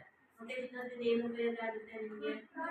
ಪ್ರೋಟೀನ್ ಹೆಚ್ಚಾಗುತ್ತೆ, ವಿಟಮಿನ್ಸ್ಗಳು ನಿರ್ವಹಣೆ ಆಗ್ತದೆ, ಪೋಷಕಾಂಶಯುಕ್ತ ಉತ್ತಮ ರೀತಿಯಲ್ಲಿ ಸಿಗಬೇಕು. ಮಕ್ಕಳ ಅಪೌಷ್ಟಿಕತೆಯನ್ನು ಹೋಗಲಾಡಿಸೋಸ್ಕರ ಸರ್ಕಾರ ಇಷ್ಟೊಂದೆಲ್ಲ ಖರ್ಚು ಮಾಡ್ತಿದೆ ಅಲ್ವಾ ನಿಮಗೆ? ಪ್ರತಿದಿನ ಮನೆಯಲ್ಲೂ ಕೂಡ ನೀವು ಪ್ರತಿದಿನ ಮೊಟ್ಟೆ ತಿನ್ನಲ್ಲ. ಹಬ್ಬ ಫಂಕ್ಷನ್ ಅದು ಇದು ಅಂತ ಮಾಡ್ಕೊಡ್ತಾರಾ ಮನೆಯಲ್ಲಿ? ಎಲ್ಲರ ಮನೆಯಲ್ಲೂ ಅಲ್ಲ ತಿಂತಾರೆ, ಮನೇಲಿ ಮಾಡ್ಕೊಡ್ಬೇಕಲ್ಲ. ಮನೆಯಲ್ಲಿ ಪ್ರತಿದಿನ ಮೊಟ್ಟೆ ಮಾಡ್ಕೊಡ್ತಾರಾ? ನಾವೇ ಹೇಳ್ತೀವಿ ಮಾಡಕ್ಕಾಗಲ್ಲ, ನಾವು ಹೊರಗಡೆ ಹೋಗ್ತೀವಲ್ಲ, ವಾರಕ್ಕೆ 2 ಸಲ ಮಾಡ್ಕೊಡ್ತೀವಿ. ವಾರಕ್ಕೆ 2 ದಿನ ಮುಗಿದ ಸ್ಪೆಷಲ್ ಮನೇಲಿ ನೆಂಟರು ಬಂದಿನ ಮಾಡ್ತೀರಾ. ಆದ್ರೆ ಶಾಲೆನಲ್ಲಿ ಪ್ರತಿದಿನ ಮಾಡ್ಬೇಕು ಅಂತ ಸರ್ಕಾರ ಇಷ್ಟೊಂದೆಲ್ಲ ಹೊರೆಯನ್ನ ಹಾಕೊಂಡು, ಮೇಡಮ್ ಹೇಳ್ತಾರೆ ನಾನು ಮೊಟ್ಟೆ ತಗೊಂಡ್ ಬರತ್ತೆ ಲೇಡೀಸ್ ಎಷ್ಟೇ ಹೊರೆ ಆದ್ರೂ ಕೂಡ ಅವರು ಪಾಠ ಸ್ವಲ್ಪ ಕಡಿಮೆ ಮಾಡಿದ್ರು ಬಿಸಿ ಊಟ ಯೋಜನೆನ ಪ್ರಕ್ರಿಯೆನ ಸಮರ್ಪಕವಾಗಿ ಮಾಡಬೇಕು. ಈಗ ಅಡುಗೆ ಹೋಗೋರು ಅವರಲ್ಲಿ ಹಬ್ಬ ಇರಲಿ, ಅವ್ರ ಮನೆ ಫಂಕ್ಷನ್ ಇರಲಿ, ಏನೇ ಒತ್ತಡ ಇದ್ರು ಕೂಡ ಮಕ್ಕಳಿಗೆ ಇನ್ ಟೈಮ್ ಅಡುಗೆ ಮಾಡಿ ಊಟ ಬಡಿಸ್ಬೇಕು. ಅದೊಂದೆರಡು ಪ್ರಕ್ರಿಯೆ ನಿಮ್ಮ ಗ್ರಾಮದಲ್ಲಿ ಚೆನ್ನಾಗಿ ನಡೀತಿದೆ ಅಲ್ವಾ? ಸರ್ಕಾರ ಯಾಕಂದ್ರೆ ಮಗುಗೆ ಒಂದು ಅಪೌಷ್ಟಿಕತೆಯನ್ನು ಹೋಗಲಾಡಿಸ್ಬೇಕು. ಓದುವಾಗ ಹಸಿವು ಅನ್ನೋದು ಆಗಬಾರ್ದು. ಈಗ ಹಿಂದಿನ ಕಾಲದಲ್ಲೆಲ್ಲ ಅಜ್ಜಿ ನೀವು ಓದಿದಾಗೆಲ್ಲ ಬಿಸಿ ಊಟ ಇತ್ತಾ? ಮೊಟ್ಟೆ ಕೊಡ್ತಾ ಇದ್ರಾ? ಅಲ್ಲ ಅವಾಗ ಇವ್ರ ಕಾಲದಲ್ಲಿ ಇರ್ಲಿಲ್ಲ ಅನ್ಸುತ್ತೆ ಸರ್. ಅವ್ರ ಕಾಲದಲ್ಲಿ ಅವ್ರಿಗೇನು ಹೊಟ್ಟೆ ತುಂಬಾ ಅವ್ರಿಗೂ ಇದ್ದಿರ್ಲಿಲ್ಲ. ಆ ಕಾಲದಲ್ಲಿ ಹಸಿವು ಅನ್ನೋದೇ ಓದ್ಸಕ್ಕೆ ಕಷ್ಟ ಆಗ್ತಿತ್ತು. ನಿಮ್ಮೂರಲ್ಲಿ ಶಾಲೆ ಇಲ್ಲ ಅಂದ್ರೆ ನೀವು ಬೆಳ್ಳೊಟ್ಟಿಗೆ ಓದೋಕ್ಕೂ ಕಷ್ಟ ಆಗ್ತಿತ್ತು, ನಡ್ಕೊಂಡು ಹೋಗ್ಬೇಕು. ಯಾಕಂದ್ರೆ ಸರ್ಕಾರ ಎಲ್ಲ ಒಂದು ಸೌಲಭ್ಯಗಳನ್ನ ಸರ್ಕಾರಿ ಶಾಲೆಗೆ ಕೊಡ್ತಾ ಇದೆ. ಯಾವುದೇ ಒಂದು ಮಗುಗೆ ಶಿಕ್ಷಣದಿಂದ ವಂಚಿತರಾಗಬಾರ್ದು, ಅವರ ಒಂದು ಆರೋಗ್ಯ ಚೆನ್ನಾಗಿರ್ಬೇಕು, ಹಸಿವು ಅನ್ನೋದೇ ಬರಬಾರ್ದು ಅಂತ ಹೇಳಿ 1 ಗಂಟೆಗೆ ಹಾಲನ್ನ ಕೊಡುವಂಥದ್ದು, ಊಟ ಕೊಡುವಂಥದ್ದು. ಬಂದ ತಕ್ಷಣ ಮಕ್ಕಳು ಊಟ ಮಾಡಿರ್ತಾರ ಅಥವಾ ನನ್ನ ಮಕ್ಕಳು ತಿಂದಿರಲ್ಲ, ಎಲ್ಲ ಕೆಲ್ಸಕ್ಕೆ ಹೋಗಿರ್ತಾರೆ. ಈ ನಿಮಿತ್ತದಲ್ಲಿ ಬಂದ ತಕ್ಷಣ ಮಕ್ಕಳಿಗೆ ಹಾಲು ಕುಡಿಸಿ ಬೇಕು ಅಂತಂದ್ರೆ ಪುನಃ ಕೇಳಿದ್ರೆ ನಿಮಗೆ ಹಾಲೆಲ್ಲ ಕೊಡ್ತಾರೆ ಅಲ್ವಾ? ಬೇಕು ಅಂದ್ರೆ ಸಾಕಷ್ಟು ಊಟ ಎಲ್ಲ ಬಡಿಸ್ತಾರೆ ಅಲ್ವಾ? ಸಾಕಷ್ಟು ಪ್ರತಿದಿನ ನೀವು ಎಷ್ಟು ಕುಡಿತೀರಾ? 1 ಲೀಟ್ರಾ, ಅರ್ಧ ಲೀಟ್ರಾ, 2 ಲೀಟ್ರಾ? ಮಾತಾಡ್ಬೇಕು, ಇದು ನಿಮ್ಮ ಪ್ರಶ್ನೆ. ಏನು ಕುಡಿತೀರಾ? ಪ್ರತಿದಿನ ನೀವು ಕುಡಿತೀರಾ? ನೀವು ಶಾಲೆಗೆ 9 ಗಂಟೆಗೆ ಬಂದ್ರೆ ಹೋಗೋದು 4:30 ತನಕ ಇರ್ತೀರಲ್ವಾ? ಅಲ್ಲಿವರೆಗೆ ಪ್ರತಿದಿನ ನೀವು 1 ಲೀಟ್ರಿಂದ 2 ಲೀಟರ್ ನೀರನ್ನ ಕುಡಿಬೇಕು. ನಿಮ್ಮ ಆರೋಗ್ಯ ಚೆನ್ನಾಗಿರ್ಬೇಕು, ನಿಮ್ಮ ದೈಹಿಕ ಬೆಳವಣಿಗೆಗಳು ಚೆನ್ನಾಗಿರ್ಬೇಕು, ನಿಮ್ಮ ಪೋಷಕಾಂಶ ಹೆಚ್ಚಾಗಬೇಕು ಅಂದ್ರೆ ನೀರಲ್ಲಿ ಒಂದು ಅಂಶ ಇರುತ್ತೆ. ಹೊಸದಾಗಿ ನೀರು ಕುಡಿದ್ರೆ ನನಗೆ ಹೊಟ್ಟೆ ಸುಸ್ತೆಲ್ಲ ಕಡಿಮೆ ಆಗಲ್ವಾ? ಓಡ್ಬಿಟ್ಟು ಬಂದ ತಕ್ಷಣ ನಿಮ್ಗೆ ಏನ್ ಅನ್ಸುತ್ತೆ? ಸುಸ್ತಾದಾಗ ನೀರು ಕುಡಿದ್ರೆ ಸುಸ್ತೆಲ್ಲ ಕಡಿಮೆ ಆಗುತ್ತೆ ಅಲ್ವಾ? ನೀರಲ್ಲಿ ಒಂದು ಅಂಶ ಇದೆ ಅಲ್ವಾ? ಹಾಗಾಗಿ ನೀರನ್ನ ಜಾಸ್ತಿ ಕುಡಿಬೇಕು. ನೀರಿನ ಪ್ರತಿದಿನ ನೀವು ಬೆಳವಣಿಗೆಯಿಂದ ಕಡಿಮೆ ಇದ್ದೀರಾ, ನೀವು ಚೆನ್ನಾಗಿ ಬೆಳಿಬೇಕು ಅಂದ್ರೆ ನೀರು ಕುಡಿಬೇಕು, ಒಳ್ಳೆ ಆಹಾರವನ್ನ ತಿನ್ಬೇಕು, ಸೊಪ್ಪು ತರಕಾರಿ ನಾರಿನ ಅಂಶವನ್ನ ಹೆಚ್ಚನ್ನ ಬಳಕೆ ಮಾಡ್ಕೊಳ್ಬೇಕು ಅಂತ ಹೇಳ್ತಾ, ಜೊತೆಗೆ ನಿಮ್ಮ ಶಾಲೆಯಲ್ಲಿ ಸಾಕಷ್ಟು ಏನಿದೆ ಅಲ್ವಾ? ಶೌಚಾಲಯ ಇದೆ, ಬಟ್ ಸಾರ್ವಜನಿಕರು ಬಂದು ಅಲ್ಲಿ ಗಲೀಜನ್ನ ಮಾಡ್ತಾರೆ ಅಂತ ಹೇಳಿ ಮೇಡಮ್ ಮಾಹಿತಿಯನ್ನ ಕೊಡ್ತಾ ಇದ್ರು. ನಾವು ಅದೆಲ್ಲ ಬಂದು ಕ್ಲೀನ್ ಮಾಡೋದು ತುಂಬಾ ಕಷ್ಟ ಆಗ್ತದೆ. ಯಾಕಂದ್ರೆ ಸಾರ್ವಜನಿಕರೇ ಅದಕ್ಕೆ ಒಂದು ಸಪೋರ್ಟ್ ಮಾಡಬೇಕು ಸರ್ಕಾರಿ ಶಾಲೆಗಳಲ್ಲಿ. ಯಾಕಂದ್ರೆ ಒಂದು ಕ್ಲೀನ್ ಮಾಡ್ಲಿಕ್ಕೆ ಯಾರು ಸಹಾಯಗಳು ಕೊಟ್ಟಿರಲ್ಲ, ಎಲ್ಲ ಮಕ್ಕಳು ಶಿಕ್ಷಕರೇ ಮಾಡ್ಕೋಬೇಕಾಗುತ್ತೆ. ಆ ಒಂದು ನಿಟ್ಟಿನಲ್ಲಿ ಸರ್ ನೀವು ಒಂದು ಶಾಲೆಗೆ ಒಂದು ನಿರ್ವಹಣೆಯನ್ನ ಮಾಡಿ ಸರ್. ಯಾಕಂದ್ರೆ ಮಕ್ಕಳು ಒಂದು ರಿಲೀಸನ್ನ ಹೊರಗಡೆಯವರು ಬಂದು ಮಾಡ್ತಾರೆ ಎಂದು ಶಿಕ್ಷಕರು ಮಾಹಿತಿಯನ್ನು ಕೊಡ್ತಾ ಇದ್ರು. ಹಾಗೆ ಇನ್ನು ವಿದ್ಯುತ್ ಸಂಪರ್ಕಕ್ಕೆ ಸಂಬಂಧಪಟ್ಟಂತೆ ಅರ್थिಂಗ್ ವ್ಯವಸ್ಥೆ ಆಗಿರೋದು ಕಂಡು ಬಂದಿದೆ. ಇವು ಪ್ರಯೋಗಾಲಯ ಮತ್ತು ಗ್ರಂಥಾಲಯಕ್ಕೆ ಸಂಬಂಧಪಟ್ಟಂತೆ ನಿಮ್ಮ LPS ಶಾಲೆ ಇರೋದ್ರಿಂದ ಗ್ರಂಥಾಲಯ ಇಲ್ಲ ಅಲ್ಲ, ಅದಕ್ಕೆ ಸಂಬಂಧಪಟ್ಟಂತೆ ಗಣಿತ ಕಿಟ್ಗಳು ಚಾರ್ಟ್ಗಳು ಲಭ್ಯವಿದೆಯಾ? ನಿಮಗೆ ಪಾಠ ಮಾಡ್ಬೇಕಾದ್ರೆ ಬಳಕೆ ಮಾಡ್ತಾರಾ? ಎಲ್ಲರೂ ಬಳಸ್ತೀರಾ ಅದನ್ನ? ಓಕೆ. ನಿಮ್ಮ ಶಾಲೆಯಲ್ಲಿ 372 ಗ್ರಂಥಾಲಯ ಬುಕ್ಸ್ ಇದೆ. ಈವರೆಗೆ ಯಾವ ಬುಕ್ಸ್ನ ಓದಿದ್ದೀರಾ? Library books ಓದ್ತೀರಲ್ವಾ? ಓದೋ ಅಭ್ಯಾಸ ಮಾಡ್ಕೊಳ್ಳಿ. ಯಾವ್ಯಾವ್ದು ಓದಿದ್ದೀರಾ? ಯಾವ್ಯಾವ್ದು ಓದಿದ್ದೀರಾ? ಇದು ಸಾಧ್ಯ ಮಾಡಿದ್ದೀರಾ? ಸಾಧ್ಯ ಮಾಡ್ತೀರಾ? ಕೇಳ್ತಾರ? ನೀವು ಓದಾದ್ಮೇಲೆ ಮೇಡಮ್ ಕೇಳ್ತಿರ್ತಾರ ಏನ್ ಕಲ್ತ್ಕೊಂಡಿದ್ವಿ ಏನ್ ಓದಿದ್ವಿ ಅಂತೆಲ್ಲ ಪ್ರಶ್ನೆ ಮಾಡ್ತಾರ. ನೆಕ್ಸ್ಟ್ ಇನ್ಯಾರು ಓದ್ತೀರಾ? ಯಾವ್ದು ಓದಿದ್ಯಪ್ಪ? ಪ್ರಮುಖ ದಿನಾಚರಣೆ.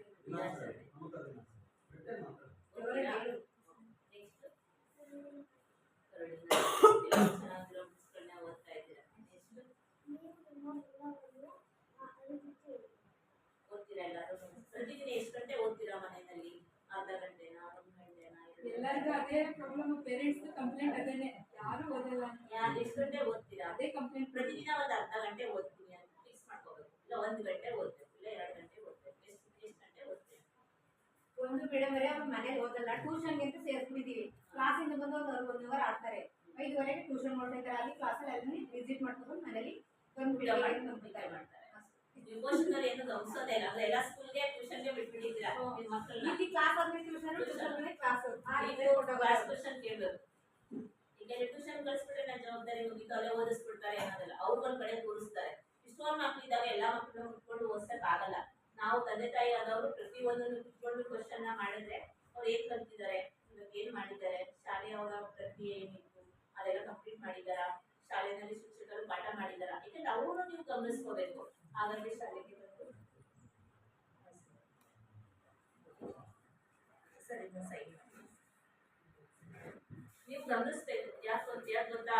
ಶಾಲೆನೇ ವಹಿಸ್ಬಿಡೋದು ಬೆಳಿಗ್ಗೆ 9:30 4:30. ಉಳಿದಂತ ಸಮಯ ಎಲ್ಲ ನಮ್ಮ ಮಕ್ಕಳೇ ಅಲ್ವಾ, ಸಂಜೆವರೆಗೂ ನಿಮ್ಮ ಜೊತೆನೇ ಇರ್ತಾರೆ. ಆ ಪ್ರಕ್ರಿಯೆಯನ್ನ ಗಮನಿಸ್ಕೋಬೇಕು ಅನ್ನೋ ನಿಟ್ಟಿನಲ್ಲಿ ಮಾಡಿರುವಂತದ್ದು. ಯಾಕಂದ್ರೆ ಅವ್ರದ್ದೇ ಪ್ರಕ್ರಿಯೆ ಇರುತ್ತೆ.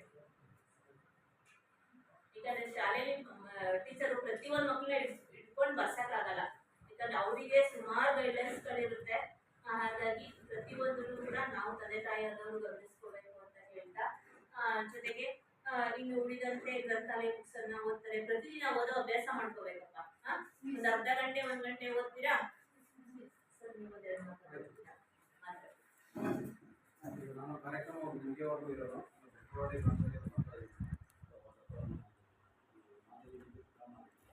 ವಿದ್ಯುತ್ ಕಂಬಗಳ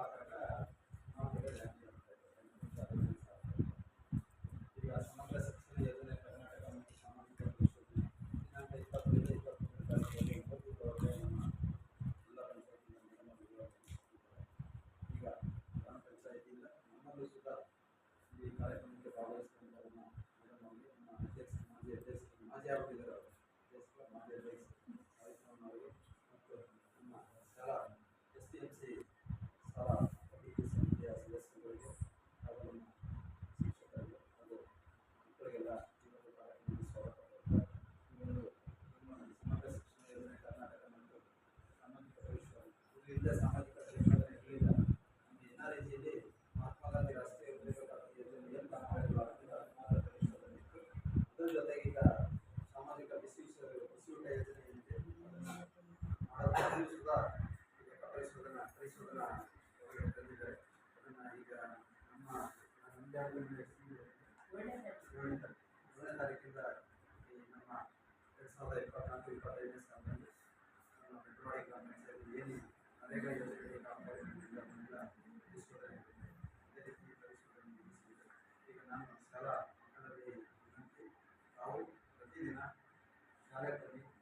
ಜೊತೆಗೆ ಏನು ಇವತ್ತು ಕಾನ್ವೆಂಟಲ್ಲೂ ಪೋಷಕರಿಗೆ ಅಮೌಂಟ್ ಬರ್ತಾ ಇದೆ. ಅದರಿಂದ ಈಗ ಮಕ್ಕಳು ಸ್ಟ್ರೆಂತ್ ನಮ್ಮ ಕಮ್ಮಿ ಆಗ್ತದೆ.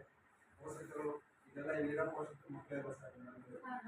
ಈಗ ನೀವು ಹೇಗೆ ನಿಮ್ಮ ಮಕ್ಕಳು ಇದೇ ರೀತಿ ಗೌರ್ಮೆಂಟ್ ಶಾಲೆಯಲ್ಲೇ ಓದಿಸಿ. ಯಾಕಂದರೆ ಗೌರ್ಮೆಂಟ್ ಶಾಲೆಯಲ್ಲಿ ಅಂಕಗಳನ್ನ ಪಡೆದಿರ್ತಾರೆ ಮತ್ತು ಯಾರು ಬ್ರಿಲಿಯಂಟ್ ಇರ್ತಾರೆ ಅಂಥವ್ರನ್ನು ಸುಧಾ ಟೀಚರ್ ಆಗಿ ಆಯ್ಕೆ ಮಾಡ್ಕೊಳ್ಳೋದು. ಇಲ್ಲಿ ಯಾರು ಫಿಲ್ಟರ್ ಆಗ್ತಾರೆ ಅವರಾಗಿ ಪ್ರೈವೇಟ್ ಶಾಲೆಯಲ್ಲಿ ವರ್ಕ್ ಮಾಡೋದು. ಮೇಡಮ್ ನೋಡ್ತಾ ಇದ್ದೀನಿ, ನಾನು ಮೈಸೂರಿಂದ ಬರುವಾಗ ನೋಡ್ತೀನಿ, ತುಂಬ ರಿಸಿಪ್ಟ್ ತಗೊಂಡು ಕೆಲಸ ಮಾಡ್ತಾರೆ. ಪಾಪ ಕಲ್ಪುರಿ ಬ್ಯಾಂಕ್ ಹೋಗ್ಬೇಕಾದ್ರೂ ಅವರೇ ಹೋಗ್ತಾರೆ. ಇಲ್ಲಿ ಇನ್ನೊಂದು 5 ಮಕ್ಕಳಿದ್ರೆ 2 ಟೀಚರ್ ಕೊಡೋದು. ಇನ್ನೊಂದು 3-4 ಮಕ್ಕಳು ನೀವು ಪೋಷಕರು ಯಾರಿಗಾದ್ರು ಒತ್ತಾಯ ಮಾಡಿಸಿ ನಿಮ್ಮಲ್ಲಿ ಯಾರು ಒಂದು 3-4 ಮಕ್ಕಳನ್ನ ಈಗ ಸೇರಂಗೆ ವ್ಯವಸ್ಥೆ ಮಾಡ್ಕೊಳ್ಳಿ. 2 ಟೀಚರ್ ಆದರೆ ಅವ್ರಿಗೂ ಸ್ವಲ್ಪ ಒತ್ತಡ ಕಡಿಮೆ ಆಗುತ್ತೆ, ನಿಮ್ಮ ಮಕ್ಕಳ ಶಿಕ್ಷಣಕ್ಕೂ ಹೆಚ್ಚು ಒತ್ತು ಕೊಡೋಕ್ಕಾಗುತ್ತೆ. ನೀವು STMC ಸದಸ್ಯರು ಏನಾದ್ರು ಮಾಡಿ ಮುಂದಿನ ಸಾರಿ ಒಂದು 4-5 ಮಕ್ಕಳನ್ನ ಇಲ್ಲಿ ಸೇರ್ಸಂಗೆ ವ್ಯವಸ್ಥೆ ಮಾಡೋದು. ಅವಾಗ 2 ಟೀಚರ್ ಬರ್ತಾರೆ, ಅವರು ಮಕ್ಕಳ ವಿದ್ಯಾಭ್ಯಾಸದ ಕಡೆಗೆ, ಬಿಸಿ ಊಟದ ಕಡೆಗೆ ಎಲ್ಲಕ್ಕೂ ಗಮನ ಕೊಡೋಕ್ಕಾಗುತ್ತೆ. ದಯವಿಟ್ಟು ನೀವು STMC ಸದಸ್ಯರು ಇನ್ನೊಂದು 4-5 ಮಕ್ಕಳನ್ನ ಈ ಶಾಲೆಗೆ ಸೇರ್ಸಂಗೆ ಮಾಡಿ ಅಂತ ನಾನು ಈ ಸಂದರ್ಭದಲ್ಲಿ ಹೇಳ್ತೇನೆ. ಹಾಗೆ ನನಗೆ ಒಂಚೂರು ಕೆಲಸದ ಔಷಧ ಇರೋದ್ರಿಂದ ನಾನು ಈಗ ತಮ್ಮೆಲ್ಲರಿಗೂ ಹೋಗಿಸ್ತಾ ನಾನು ಇದೊಂದು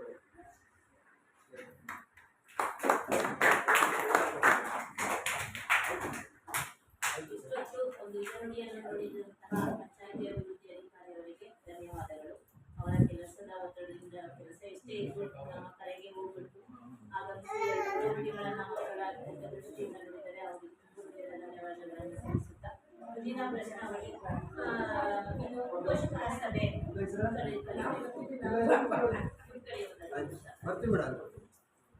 ಎಷ್ಟೇ ಒಂದು ಕೆಲಸ ಇದ್ರೂ ಕೂಡ ನಮ್ಮ ಒಂದು SDMC ರಚನೆಯನ್ನ ಮಾಡಬೇಕು. ಅದರಲ್ಲಿ 12 ಯಾಕಂದ್ರೆ 9 ಮಕ್ಕಳಿದ್ರು ನಾವು ಆಡಿಟ್ ಮಾಡ್ತಿದ್ವು ಅವಧಿಯಲ್ಲಿ. ಹಾಗಾಗಿ 12 ತಂದೆ ತಾಯಿನ ಸೇರಿಸಿ 12 ಜನ ಒಂದು ಕಮಿಟಿಯನ್ನ ರಚನೆ ಮಾಡಿ 7 ಜನ ಮಹಿಳೆಯರು 5 ಜನ ಪುರುಷರನ್ನು ಆಯ್ಕೆ ಮಾಡಿಕೊಂಡು ಅದರಲ್ಲಿ 8/8/2023 5/9/23ರಂದು ಯಾವುದೇ ಒಂದು ಅನುದಾನ ಬಂದರೂ ಕೂಡ SDMC ಅವರ ಒಪ್ಪಿಗೆ ಮೇರೆಗೆ ಖರ್ಚು ಮಾಡ್ತಕ್ಕಂಥದ್ದು.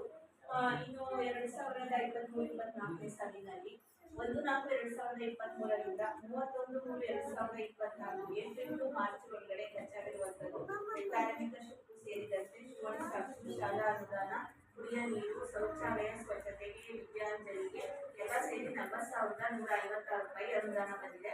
ಅದೇ ಕೂಡ ಮಕ್ಕಳಿಗೆ ಎಲ್ರಿಗೂ ಒಂದು ಜೊತೆ 2 ಜೊತೆ ಸಾಕ್ಸನ್ನು ಕೊಟ್ಟಿದ್ದೀರಾ, ಎಲ್ಲರೂ ಚೆನ್ನಾಗಿ ಹಾಕೊಂಡು ಬರ್ತೀರಾ, ನೀಟಾಗಿ ಇಟ್ಕೊಂಡಿದ್ದೀರಾ. ವಿದ್ಯಾಂಜಲಿ ಒಂದು ಕಮಿಟಿಗೆ ಖರ್ಚು ಮಾಡಿರುವಂಥದ್ದು ಒಟ್ಟು 33,888 ರೂಪಾಯಿ ಖರ್ಚು ಮಾಡಿದ್ದಾರೆ. ಇನ್ನು 6,268 ರೂಪಾಯಿ ಅನುದಾನ ಉಳಿದಿರುವಂಥದ್ದು. ಜೊತೆಗೆ ನಿಮ್ಮ ಶಾಲೆಯಲ್ಲಿ ಅದಕ್ಕೆ ಸಂಬಂಧಪಟ್ಟಂತ ಬಿಡುವೋತ್ಸವನ ನಮ್ಮ ಸಾಮಾಜಿಕ ಪರಿಶೋಧನೆಗೆ ಹಾಜರುಪಡಿಸಿದ್ದಾರೆ. ಇನ್ನು ಕ್ರೀಡಾ ಮತ್ತು ಕ್ರೀಡಾ ಸಾಮಗ್ರಿಗಳಿಗೆ ಸಂಬಂಧಪಟ್ಟಂತೆ ಇದು LPS ಶಾಲೆ ಆಗಿರೋದ್ರಿಂದ ನಿಮಗೆ ಕೆಲವು ಆಟ ಸಾಮಾನುಗಳು ಕೊಡ್ತಾರೆ ಆಟ ಆಡಲಿಕ್ಕೆ. ಏನೇನಿದೆ ನಿಮ್ಮ ಶಾಲೆಯಲ್ಲಿ, ಏನೇನಿದೆ ಒಬ್ಬೊಬ್ಬರ ಹೇಳು. ಏನೇನು ಆಟ ಸಾಮಾನು ಆಟ ಆಡ್ತೀರಾ ಪ್ರತಿದಿನ? ನೀವು ಒಂದು ಅರ್ಧ ಗಂಟೆ ಬಿಡ್ತಾರಾ ಆಟಾಡಲಿಕ್ಕೆ? ಏನೇನಿದೆ ಆಟ ಸಾಮಾನು, ಥಿಂಗ್ಸ್ಗಳು ಏನೇನಿದೆ?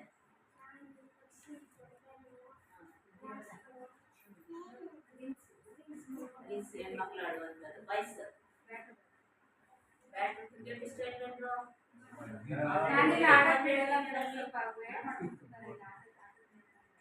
ಸ್ವಲ್ಪ ಇರೋದ್ರಲ್ಲೇ ಸಣ್ಣ ಪುಟ್ಟ ಆಟಗಳನ್ನ ಆಡ್ತೀರಾ?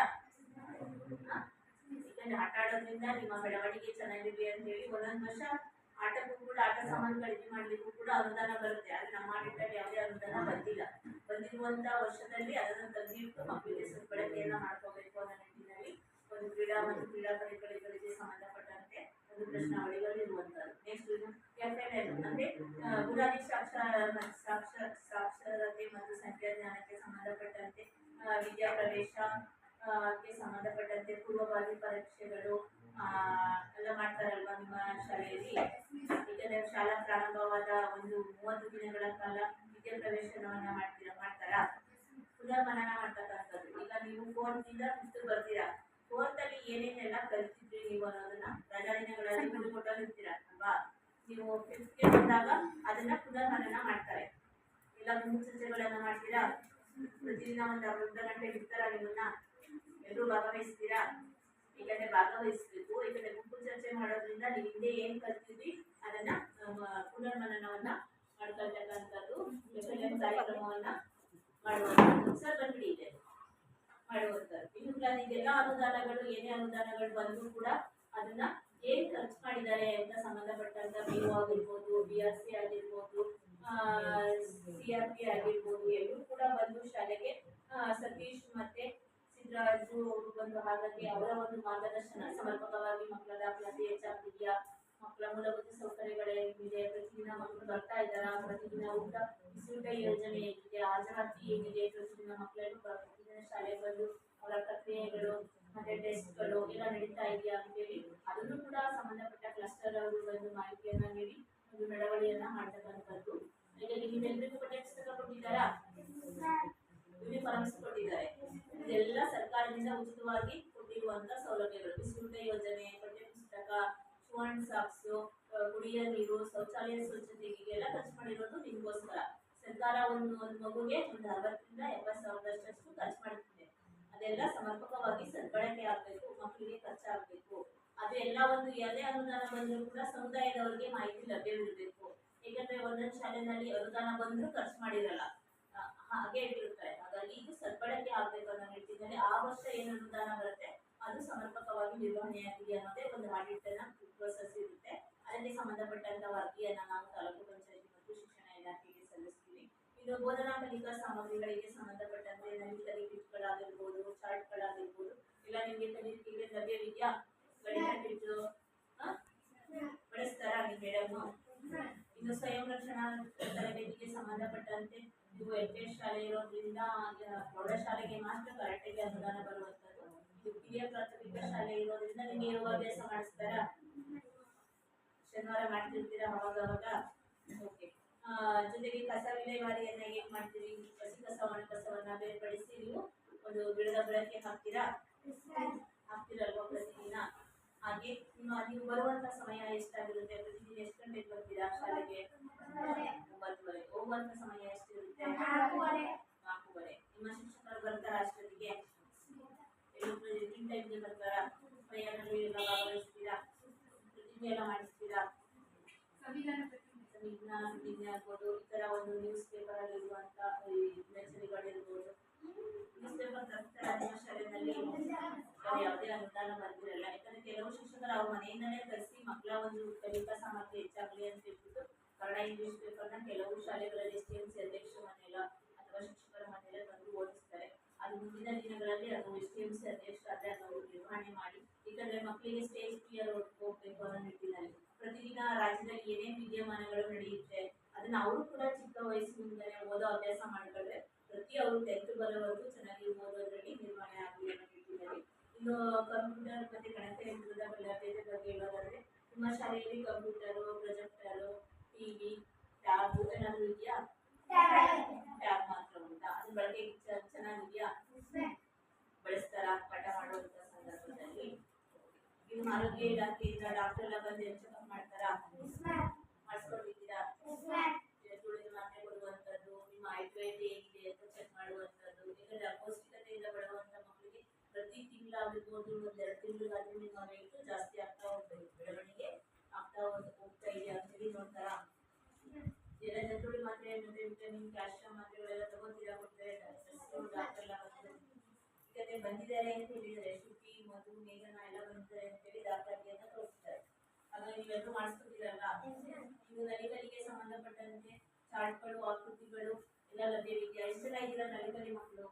1 ರಿಂದ 3 4 ಜನ ಇದ್ದೀರಾ? ನಿಮ್ಗೆಲ್ಲ ಚಾರ್ಟ್ಗಳೆಲ್ಲ ಕೊಡ್ತಾರಾ? ಬಳಸ್ತೀರಾ?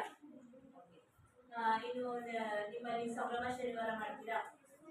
ಪ್ರಾಜೆಕ್ಟ್ಗಳೆಲ್ಲ ಮಾಡೋದು ಉಂಟಾ? ಇದುವರೆಗೆ ಏನೇನು ಮಾಡಿದ್ದೀರಾ? ಪ್ರಾಜೆಕ್ಟ್ಗಳನ್ನು ಮಾಡ್ತೀರಾ? ಏನೇನು ಮಾಡಿದ್ದೀರಾ? ಮಾಡ್ತೀರಾ ಎಲ್ಲಾನು? ಯಾಕಂದ್ರೆ ಅಧಿಕಾರಿತ ಶಾಲೆಗಳಲ್ಲೂ ಕೂಡ ಪ್ರಾಜೆಕ್ಟ್ಗಳನ್ನ ಕೊಡ್ತಾರೆ. ಆದ್ರೆ ಪೋಷಕರು ದುಡ್ಡು ಕೊಟ್ಟು ತಗೊಂಡು ಬಂದು ಅವರೇ ಪ್ರಾಜೆಕ್ಟ್ ಎಲ್ಲ ಮಾಡಿ ತಗೊಂಡೋಗಿ ಶಾಲೆಗೆ ಕೊಡ್ತಾರೆ. ಸರ್ಕಾರಿ ಶಾಲೆಗಳಲ್ಲಿ ಅವರೇ ಎಲ್ಲ ಗಳನ್ನ ಕೊಟ್ಟು ಮಕ್ಕಳಿಂದನೇ ಮಾಡಿಸುವಂತ ಪ್ರಕ್ರಿಯೆ ಇರುತ್ತೆ. ಹಾಗಾಗಿ ಇದೆಲ್ಲ ಪ್ರಕ್ರಿಯೆ ಕೂಡ ಸರ್ಕಾರಿ ಶಾಲೆಗಳಲ್ಲಿ ಓದುವಂತ ಮಕ್ಕಳಿಗೂ ಕೂಡ ಲಭ್ಯವಿರಬೇಕು ಅಂತ. ಇನ್ನು ನಲಿಕಲಿಗೆ ಸಂಬಂಧಪಟ್ಟಂತೆ ನಿಮ್ಮಲ್ಲಿ ಒಂದೊಂದು ಮಗುನಲ್ಲಿ ಹಾಡೋ ಪ್ರತಿಭೆ ಇರುತ್ತೆ, ಒಂದೊಂದು ಮಗುನಲ್ಲಿ ಓದುವಂತ ಪ್ರತಿಭೆ, ಒಂದೊಂದು ಮಗುನಲ್ಲಿ ಕವನ ಹೇಳುವಂಥದ್ದು, ನೃತ್ಯ ಮಾಡುವಂಥದ್ದು, ಪ್ರಾಜೆಕ್ಟ್ಗಳನ್ನ ಮಾಡುವಂಥ ಅವರವರ ಭಾವಕ್ಕೆ ಅನುಗುಣವಾದ ಪ್ರತಿಭೆಗಳು ಒಂದೊಂದು ಮಕ್ಕಳಲ್ಲಿ ಇರುತ್ತೆ. ಅದೆಲ್ಲ ಒಂದು ಪ್ರದರ್ಶನ ಆಗಬೇಕು ಅಂತೇಳಿ ಕಲಿಕಾ ಹಬ್ಬಕ್ಕೆ ನೀವು ಎಲ್ಲರೂ ಭಾಗವಹಿಸಿದ್ರಾ? ನಿಮ್ಮ ಶಾಲೆಗೆ ಏನೇನು ಪ್ರೈಸ್ ತಂದಿದ್ದೀರಾ ಇಲ್ಲಿವರೆಗೆ? ಯಾರ್ಯಾರು ಪ್ರೈಸ್ ಪ್ರೈಸ್ ತಂದಿದ್ದೀರಲ್ವಾ? ಯಾವುದರಲ್ಲಿ ಭಾಗವಹಿಸಿದ್ದೀರಿ? ದೇಶಭಕ್ತಿ ಗೀತೆ. ನೆಕ್ಸ್ಟ್ ನೀವು ದೇಶಭಕ್ತಿ ಗೀತೆ. ನೀವು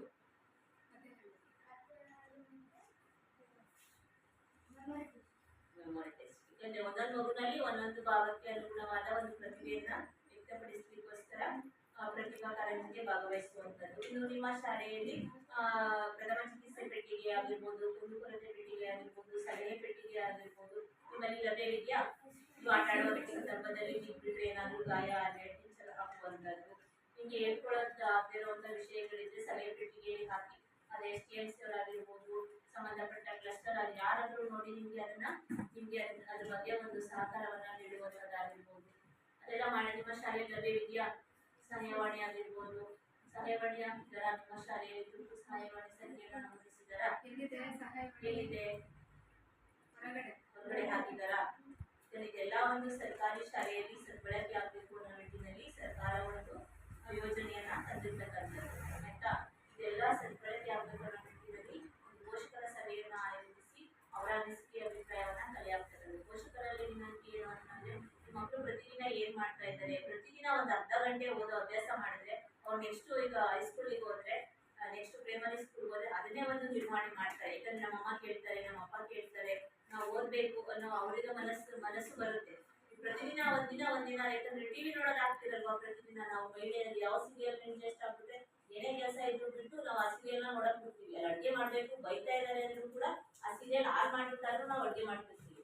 ಹಾಗೆ ಮಕ್ಕಳಿಗೆ ಮನಸ್ಸು ಬರಬೇಕು, ನಾವು ಓದ್ಬೇಕು, ನಮ್ಮಮ್ಮ ಕೇಳ್ತಾರೆ ಅನ್ನೋ ನಿಟ್ಟಿನಲ್ಲಿ ಪ್ರತಿದಿನ ಓದೋ ಅಭ್ಯಾಸವನ್ನ ಮಾಡಿಸಿ. ಯಾಕಂದ್ರೆ ಈ ಮಕ್ಕಳಿಗೆ ಏನೇ ಆಸ್ತಿ ಮಾಡದೇ ಇದ್ರೂ ಪರವಾಗಿಲ್ಲ, ವಿದ್ಯೆನ ಒಂದು ಆಸ್ತಿಯನ್ನಾಗಿ ಮಾಡಿ ಅವ್ರು ಎಲ್ಲೇ ಹೋದ್ರು ಅವ್ರ ಜೀವನವನ್ನ ರೂಪಿಸ್ಕೊತಾರೆ ಅಂತ ಹೇಳ್ತಾ ಜೊತೆಗೆ ನಾಡಿನ ಒಬ್ಬ ಪ್ರಜೆಯಾಗಿ ಅವರು ಜೀವನವನ್ನ ಸಾಗಿಸಲಿಕ್ಕೆ ಒಂದು ವಿದ್ಯೆ ಒಂದು ಸಹಕಾರ ಆಗಲಿ ಅಂತ ಹೇಳ್ತಾ ಕೊನೆಯದಾಗಿ ವೇದಿಕೆಯಲ್ಲಿ ಆಸೀನರಾಗಿರುವ ಎಲ್ಲರಿಗೂ ಕೂಡ ಶಿಕ್ಷಕರು, STMC ಅವರು, ಸಿಬ್ಬಂದಿ ವರ್ಗದವರು, ಎಲ್ಲ ಪೋಷಕ ವರ್ಗದವರು, ಮಕ್ಕಳಿಗೂ ನನ್ನ ತುಂಬುವುದಿಲ್ಲ. ಧನ್ಯವಾದ.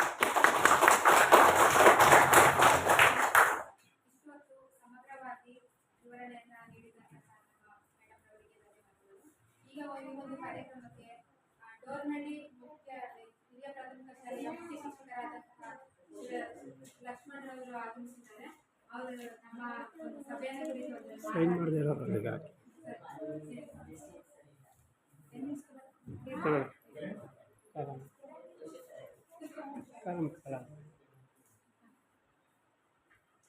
ಸಾಮಾಜಿಕ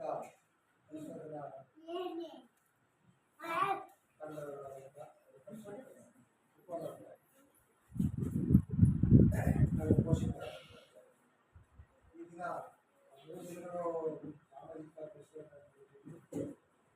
4 ದಿನ ವಿದ್ಯಾಸಂಸ್ಥೆ ಮಕ್ಕಳಿಗೆ ಸರ್ಕಾರದಿಂದ ಏನೆಲ್ಲ ಸೌಲಭ್ಯಗಳು ಬರ್ತಾ ಇದೆಯೋ ಅದು ಮಕ್ಕಳು ತಲುಪ್ತಾ ಇದೆಯಾ ಇನ್ನೂ ಅದು ಮನವರಿಕೆ ಆಗಬೇಕು. ಮಕ್ಕಳಿಗೆ ಗೊತ್ತಾಗತಕ್ಕಂಥದ್ದು ಯಾವುದೇ ಉಚಿತವಾಗಿ ಗೊತ್ತಾಗತಕ್ಕಂಥದ್ದು ಅದು ಮಕ್ಕಳು ತಲುಪ್ತಾ ಇದೆಯೋ ಅನ್ನುವಂಥ ಮತ್ತು ಮಕ್ಕಳ ಶೈಕ್ಷಣಿಕ ಪ್ರಗತಿ ಕೂಡ ನೀವು ಗಮನಿಸ್ತಾ ಇರ್ತೀವಿ. ಹೇಗೆ ಮಕ್ಕಳು ಕಲಿಕೆ ಆಗ್ತಾ ಇದೆ, ಮಕ್ಕಳು ಈ ಕಲಿತಂಥದ್ದನ್ನ ಮನೆಯಲ್ಲಿ ಎಷ್ಟು ಮಟ್ಟಿಗೆ ಅವರು ಮನೆಯಲ್ಲಿ ಅದನ್ನು ವ್ಯಕ್ತಪಡಿಸ್ತಾರೆ ಅನ್ನೋದನ್ನ ನೋಡ್ತಾರೆ. ಮತ್ತೆ ಗಮನಿಸ್ಬೇಕಾಗುತ್ತೆ. ಕರ್ತವ್ಯ ಅದು. ಯಾಕೆಂದರೆ ನಾವು 1,000 ರೂಪಾಯಿನ ಕೊಟ್ಟು ಬಸ್ ಟಾಟಾ ಬಾಯ್ ಅಂತ ಹೇಳಿ ಪ್ರೈವೇಟ್ ಕಾನೂನು ಅದು ಆ ಥರ ಇದ್ದಂಥ ಮಕ್ಕಳು ಕೂತ್ಕೊಂಡು ಅವೆಲ್ಲ ಮಾಡ್ತಾ ಇರ್ತಾರೆ. ಇನ್ನು ನಮ್ಮ ಸರ್ಕಾರಿ ಶಾಲೆ ಮಕ್ಕಳು ಯಾವತ್ತೂ ಹೇಳಿಲ್ಲ. ಆದರೂ ಇವತ್ತು ಒಂದು ಸರ್ಕಾರಿ ಶಾಲೆಯಲ್ಲಿ ಓದುವಂಥ ಮಕ್ಕಳಿದ್ದಾರೆ ಅವರೇ ಇವತ್ತು ಸರ್ಕಾರಿ ಶಾಲೆ ಭಾಳ ಉನ್ನತವಾದ ಇರ್ತಕ್ಕಂಥವ್ರು ಸರ್ಕಾರಿ ಶಾಲೆ ಓದುವಂತಾರೆ. ಖಾಸಗಿ ಶಾಲೆಗೆ ಓದುವಂಥವ್ರಲ್ಲ, ಖಾಸಗಿ ಶಾಲೆಗೆ ಓದುವಂಥವ್ರು ಕಡಿಮೆ.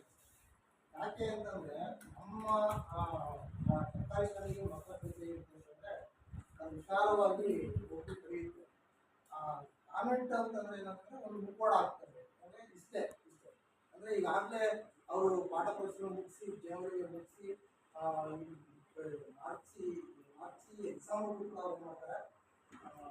ರಿನ್ಯೂವಲ್ ಅಂತ ಈಗ ಗೊತ್ತಾಗ್ತದೆ. ಒಂದಷ್ಟು ಪ್ರಶ್ನೆ ಎಲ್ಲ ಕೊಟ್ಟು ಇದನ್ನು ಕಲಿತು ಬಳಸಿ ಒಂದು 60 ಪ್ರಶ್ನೆ ಕೊಟ್ಟಿರ್ತಾರೆ. ಆ 60 ಪ್ರಶ್ನೆಯನ್ನು ಪ್ರಶ್ನೆಯಲ್ಲಿ ಒಂದು 24 ಪ್ರಶ್ನೆ ಮಾಡಿ ಪರೀಕ್ಷೆ ಬರೆದು ಅದಕ್ಕೆ ರ್ಯಾಂಕ್ ಅಂತ ಬರ್ತಾರೆ. ನಮ್ಮ ಮಗು ರ್ಯಾಂಕ್ ಬಂದಿದೆ, ಫಸ್ಟ್ ರ್ಯಾಂಕ್ ಬಂದಿದೆ, ರ್ಯಾಂಕ್ ಬಂದಿದೆ. ಆದರೆ ಮಗುಗೆ ವಿಶಾಲವಾಗಿ ಕಲಿಕೆಯಾಗುತ್ತದೆ ಸರ್ಕಾರಿ ಶಾಲೆಗಳು. ಖಾಸಗಿ ಶಾಲೆಯಲ್ಲಿ ಏನು ಮಾಡ್ತಾರೆ ಅಂದರೆ ಆ ಪ್ರಶ್ನೆಗೆ ಅಷ್ಟೇ ಸಿಗೋದು ಅಷ್ಟೇ. ಆ ಮಗು ಅದು ಬರ್ದಾದ್ರೂ ಮುಗಿತು. ಆ ಬರ್ದಾದ್ಮೇಲೆ ಮತ್ತೆ ಬೇರೆ ಯಾವುದೇ ನಾಲೆಡ್ಜ್ ಕೂಡ ಮಗುಗೆ ಬೆಳೆಸ್ಕೊಳ್ಳೋಕ್ಕೆ ಅವಕಾಶ ಇದೆ. ಅಂಥ ಒಂದು ಸ್ಥಿತಿಯಲ್ಲಿ ನಾವು ಹೊರಗಡೆ SSLC ಮಗು ಅಲ್ಲಿ ಹೋಗ್ತಾ ಇದೆ, ಆ ಕಡೆ ಹೋಗ್ತಾ ಇದೆ, ಅಲ್ಲೇ ಇತ್ತು. ಇನ್ನೂ ಶಾಲೆಯಲ್ಲಿ ಇರ್ತಕ್ಕಂಥ ಶಾಲೆಯಲ್ಲಿ ಇರ್ತಕ್ಕಂಥ ಮಕ್ಕಳಿಗೆ ಮಕ್ಕಳನ್ನ ಸೇರಿಸಿ ಅಲ್ಲಿ ಉತ್ತಮವಾದ ಶಿಕ್ಷಣ ಕೊಡುವಂಥ ಒಂದು ಉತ್ತಮ ಶಿಕ್ಷಕರು ಇರ್ತಾರೆ. ನಮ್ಮ ಶಿಕ್ಷಕರಿಗೆ ಅಲ್ಲೆಲ್ಲ ಏನು ಮಾಡ್ತಾರೆ, ತರಬೇತಿ ಕೊಡ್ತಾ ಇರ್ತಾರೆ. ಅಲ್ಲಿ ಆ ಖಾಸಗಿ ಶಾಲೆಯಲ್ಲಿ ಆ ರೀತಿ ಕೊಡಲ್ಲ. ಯಾಕೆಂದರೆ ಅಲ್ಲಿ PUC ಪಾಸ್ ಆಗಿರೋರು ಬೇರಾಗಿರೋದಿರ್ತಾರೆ, ಅಥವಾ ಟ್ರೈನಿಂಗ್ ಆಗಿರೋರು ಇರ್ಬೋದು. ಬಟ್ ಅವ್ರು ಯಾವ ರೀತಿ ಮಾಡಬೇಕು ಅನ್ನೋ ತಿಳಿಸಿರ್ತಕ್ಕಂಥ ತರಬೇತಿಗಳು ಯಾವುದೇ ಕಾರಣಕ್ಕೂ ಆಗಲ್ಲ. ಆದರೆ ನಮ್ಮಲ್ಲಿ ಒಂದು ವರ್ಷಕ್ಕೆ ಕನಿಷ್ಠ 3-4 ಶಾಲೆ ಶಿಕ್ಷಕರಿಗೆ ಆಯಾ ಪ್ರತ್ಯೇಕ ವಿಷಯಕ್ಕೆ ಸಂಬಂಧಪಟ್ಟಂಥ ಒಂದು ತರಬೇತಿಯನ್ನು ನೀಡುವುದರಿಂದ ಮಕ್ಕಳ ಕಲಿಕೆ ರೀತಿ ಆಗ್ತಿರ್ತಕ್ಕಂಥ ಒಂದು ಅಲ್ಲಲ್ಲೇ ಕಲಿಸ್ತಾರೆ. ಹಾಗಾಗಿ ಮಕ್ಕಳ ಕಲಿಕೆ ಭಾಳ ವಿಸ್ತಾರವಾಗಿ ಕಲಿಕೆ ಆಗುತ್ತೆ. ಮತ್ತು ಮಕ್ಕಳಿಗೆ ಒಂದೊಂದು ಒಳ್ಳೆಯ ಅವಕಾಶಗಳು ಸಿಗ್ತದೆ ಸರ್ಕಾರಿ ಶಾಲೆಯಲ್ಲಿ. ಅದೇ ಯಾವ ಮಗು ಸರ್ಕಾರಿ ಶಾಲೆಯಲ್ಲಿ 1ನೇ ತರಗತಿಯಿಂದ SSLCವರೆಗೆ ಕನ್ನಡ ಮಾಧ್ಯಮದಲ್ಲಿ ಓದಿರ್ತಾರೋ ಅಂಥ ಮಕ್ಕಳಿಗೆ ಗ್ರಾಮೀಣ ಕೃಪಾ ಅಂತ ಇರುತ್ತೆ. ಅಂಥ ಮಕ್ಕಳು ಅಪಾಯಿಂಟ್ ಮಾಡುವಂಥ ಸಂದರ್ಭದಲ್ಲಿ ಅವರಿಗೆ ಒಂದಷ್ಟು ಇಂಗ್ಲೀಷೆಲ್ಲ ಮಾಡ್ತಾರೆ. ನಾವು ಇಂಗ್ಲೀಷ್ ಮೀಡಿಯಂ ಅಂತ ಮಾರು ಹೋಗ್ತೀವಿ. ಇಂಗ್ಲೀಷು ಕಲಿಬೇಡ ಅಂತಲ್ಲ, ಎಲ್ಲ ಭಾಷೆಯನ್ನು ಕಲಿಬೇಕು. ಯಾಕೆಂದರೆ ನಮ್ಮ ಜೀವನ ಹೊರಗಡೆ ನಮ್ಮ ಜೀವನ ಸಾಗಿಸ್ಕೋಬೇಕು ಅಂತಂದರೆ ಎಲ್ಲ ಭಾಷೆಗಳನ್ನು ಸಿಗಬೇಕು. ಆದರೆ ಮಾತೃಭಾಷೆಯಲ್ಲಿ ಓದುವಂಥ ಮಕ್ಕಳಿಗೆ ಒಂದು ಅವಕಾಶ ಇದೆ. ಆ ಥರದ್ದೆಲ್ಲ ಸರ್ಕಾರದ ನಿಯಮಗಳಿದೆ.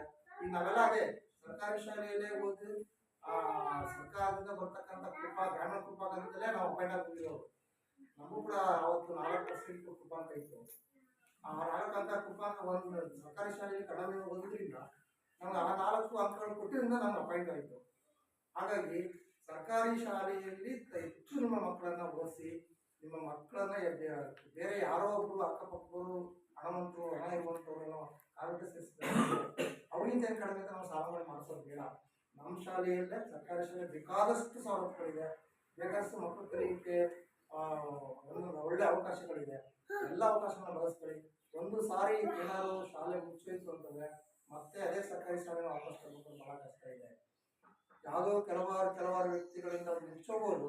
ಆದರೆ ಕೂಲಿ ಮಾಡ್ಕೊಂಡು ಕಡಿಮೆ ಮಧ್ಯಮ ವರ್ಗದಲ್ಲಿರ್ತಕ್ಕಂಥ ನಾವೆಲ್ಲ ಸಾಲ ಮಾಡಿ ಹೊರಗಡೆ ಓದಿಸೋಕ್ಕಾಗಲ್ಲ. ಮಕ್ಕಳಿಂದ ಹೊರಗಡೆ ಕಳ್ಸೋಕ್ಕಾಗಲ್ಲ. ಇಲ್ಲೇನು ಮುಚ್ಚೋಯ್ತು ನೀವು ಬೆಂಡವಾಡಿ ಕಳ್ಕೊಂಡ್ಬಿಡ್ಬೇಕು. ಇವೆಲ್ಲ ಸಮಸ್ಯೆಗಳಿದೆ. ಹಾಗಾಗಿ ಈ ಶಾಲೆನ ಉಳಿಸ್ಕೊಂಡ್ರೆ ಮುಂದಿನ ಪೀಳಿಗೆಗೆ ಈ ಶಾಲೆ ಮುಂದಿನ ಪೀಳಿಗೆಗೂ ಕೂಡ ಅವಕಾಶ ಆಗುತ್ತೆ. ಮುಂಚೆ ವ್ಯವಸ್ಥೆ ಮಾಡಬೇಕು. ಈಗ ಹೆಚ್ಚು ಮಕ್ಕಳನ್ನ ಶಾಲೆಗೆ ದಾಖಲೆ ಮಕ್ಕಳ ಕಲಿಕೆಗೆ ನೀವೇನಾದ್ರು ಒಂದಷ್ಟು ಸ್ಟ್ರೆಂತ್ ಮಾಡಿದ್ರೆ ಇನ್ನೊಂದು ಟೀಚರ್ನೇ ಕೊಡ್ತಾರೆ. ಒಬ್ಬರು ಟೀಚರು ಎಲ್ಲ ನೋಡೋದು ಒಂದಷ್ಟು ಈಗ 11 ಜನ ಇದ್ದಾರೆ, ಇನ್ನೊಂದು 5-6 ಮಕ್ಕಳು ಜಾಸ್ತಿ ಆಗುತ್ತೆ. 15 ಮಕ್ಕಳು 14 ಮಕ್ಕಳು ಜಾಸ್ತಿ 2 ಟೀಚರ್ ಬರ್ತಾರೆ. ಆ ಥರ ಇದ್ದಾಗ ನಿಮ್ಮ ಮಕ್ಕಳ ಕಲಿಕೆ ಮತ್ತೆ ಸರಾಗವಾಗುತ್ತೆ. ಯಾಕೆ ಮೇಡಮ್ ಒಬ್ಬರೇ ಒಂದು ಸಮಸ್ಯೆ ಏನಪ್ಪ ಅಂದರೆ ಒಂದು ಮೀಟಿಂಗ್ ಅಂತಂದಾಗೂ ಇಲ್ಲಿ ಟೀಚರ್ನ ಬೇರೆ ಆ ಟೀಚರ್ ತಂದು ಬಿಟ್ಟು ಹೋಗ್ಬೇಕು. ಈ ಥರ ಸಮಸ್ಯೆ ಇದೆ. ಸ್ಟ್ರೆಂತ್ ಇದ್ದರೆ ಇನ್ನೊಬ್ಬ ಟೀಚರ್ ಹೋದರೆ ಒಬ್ಬ ಟೀಚರ್ ಟ್ರೈನಿಂಗ್ ಹೋದರೆ ಇನ್ನೊಬ್ಬ ಟೀಚರ್ ಕ್ಲಾಸ್ ಮಾಡ್ಬೋದು. ಅದು ಆ ಥರ ಇದು ಮೀಟಿಂಗ್ ಹೋಗೋದು ಇನ್ನೊಬ್ಬ ಟೀಚರ್ ಇರ್ತಾರೆ. ಈ ರೀತಿ ಎಲ್ಲ ಇದೆ. ಸರ್ಕಾರದ ಸವಲತ್ತುಗಳು ಬೇಕಾದಷ್ಟು ಇದೆ. ನಮ್ಮ ಶಾಲೆಯಲ್ಲಿ ಓದ್ತಕ್ಕಂಥ ಮಕ್ಕಳಿಗೆ ಇಷ್ಟೊಂದೆಲ್ಲ ಸವಲತ್ತುಗಳು. ಮೇಡಮ್ ನಮಗೆ 70-80 ಸಾವಿರ ರೂಪಾಯಿ ಬರುತ್ತೆ ಒಂದು ವರ್ಷಕ್ಕೆ. ಅದು ನಮ್ಗೆ ಬೇರೆ ಯಾರ್ದು ಅಲ್ಲ. ನಿಮ್ಗಳೇ ನೀವೇನು ಬೆಳಿತೀರೋ, ನೀವೇನು ಸಾಮಾನುಗಳು ಕೊಡ್ತೀರೋ, ಬರ್ತಕ್ಕಂಥ ಟ್ಯಾಕ್ಸ್ ಏನಿದೆ ಎಲ್ಲವೂ ನಮ್ಮ ಮಕ್ಕಳಿಗೆ ಕಳಿಸ್ತಾ ಇದ್ದಾರೆ. ಅದು ನಿಂದುಂಟೇ. ಅದು ನಮ್ಮ ಸರ್ಕಾರಿ ಶಾಲೆ ಓದ್ತಾರೆ ಮಕ್ಕಳು ಕೊಡ್ತಾರೆ ಸವಲತ್ತುಗಳು. ಬೇರೆ ಸರ್ಕಾರದಲ್ಲೇ ಯಾರೂ ಕೆಲಸ ಮಾಡೋದಿಲ್ಲ. ಅದರಿಂದ ಸರ್ಕಾರಿ ಶಾಲೆ ಉಳಿಸಿ ಬೆಳೆಸಿ ನಿಮ್ಮೂರಿನ ಶಾಲೆಯನ್ನು ಮುಚ್ಚೋ ವ್ಯವಸ್ಥೆ ಮಾಡಿಸ್ತೀವಿ. ಹಾಗಾಗಿ ನಿಮ್ಮ ಶಾಲೆಯ ಮಕ್ಕಳ ಭವಿಷ್ಯ ಚೆನ್ನಾಗಿ ಬೆಳೀಲಿ. ಉದಾಹರಣೆಗೆ ಹೇಳ್ಬೇಕಂದ್ರೆ ಈಗ ಯಾವ ಮಂತ್ರಿಗಳು ಇರುವಂಥ ಒಬ್ಬ ಸಿಂಧು ನಟನೆಗೆ ಅಷ್ಟು ಆಸಕ್ತಿ ಇರ್ತಾರೆ ಅಕ್ಕ ಮಕ್ಕಳು. ಯಾಕಂದರೆ ಅವರು ಗೌರ್ಮೆಂಟ್ ಸ್ಕೂಲ್ ಓದಿದ್ರು. ಏನೋ ಅವ್ರ ತಂದೆ ತಾಯಿ ಏನು ವಿದ್ಯಾವಂತರಲ್ಲ, ಸಾಧಾರಣ ವಿದ್ಯಾವಂತ ಅಷ್ಟೇ. ಅಂಥ ತಿಳುವಳಿಕೆ ಇರುವಂಥದ್ದು ಅಕ್ಷರಸ್ಥರು. ಅಂಥ ಒಬ್ಬ ಮಗ ಸೇರ್ತಾನಂದ್ರೆ ಅಷ್ಟೊಂದು ಲಕ್ಷಾಂತರ ಜನ ಸೇರ್ತಾರೆ ಅಂತಂದ್ರೆ ನಾವು ಅರ್ಥ ಮಾಡ್ಕೊಳ್ತೇವೆ. ಹಾಗಾಗಿ ಅವರು ಸರ್ಕಾರಿ ಶಾಲೆ ಓದಿದ್ದು ಅವ್ರು ಏನೋ ಕಾಲೇಜಲ್ಲಿ ಓದುವಂಥ ವ್ಯಕ್ತಿ ಅಲ್ಲ. ಆ ಥರ ಬೇಕಾದಷ್ಟು ಸಬ್ಜೆಕ್ಟ್ಗಳು ನಿಮ್ಮೂರಿಗೂ ಕೂಡ ಇರ್ಬೋದು ಮಕ್ಕಳು.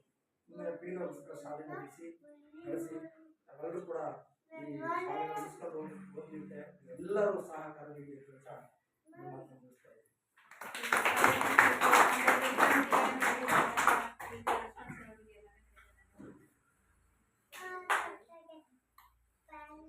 ಪೋಷಕರೇನಾದ್ರೂ ನಿಮ್ಮ ಅನಿಸಿಕೆ ಅಭಿಪ್ರಾಯಗಳಿದ್ರೆ ತಿಳಿಸಿ. ವಿದ್ಯಾರ್ಥಿಗಳು ಪೋಷಕರಿಗೆ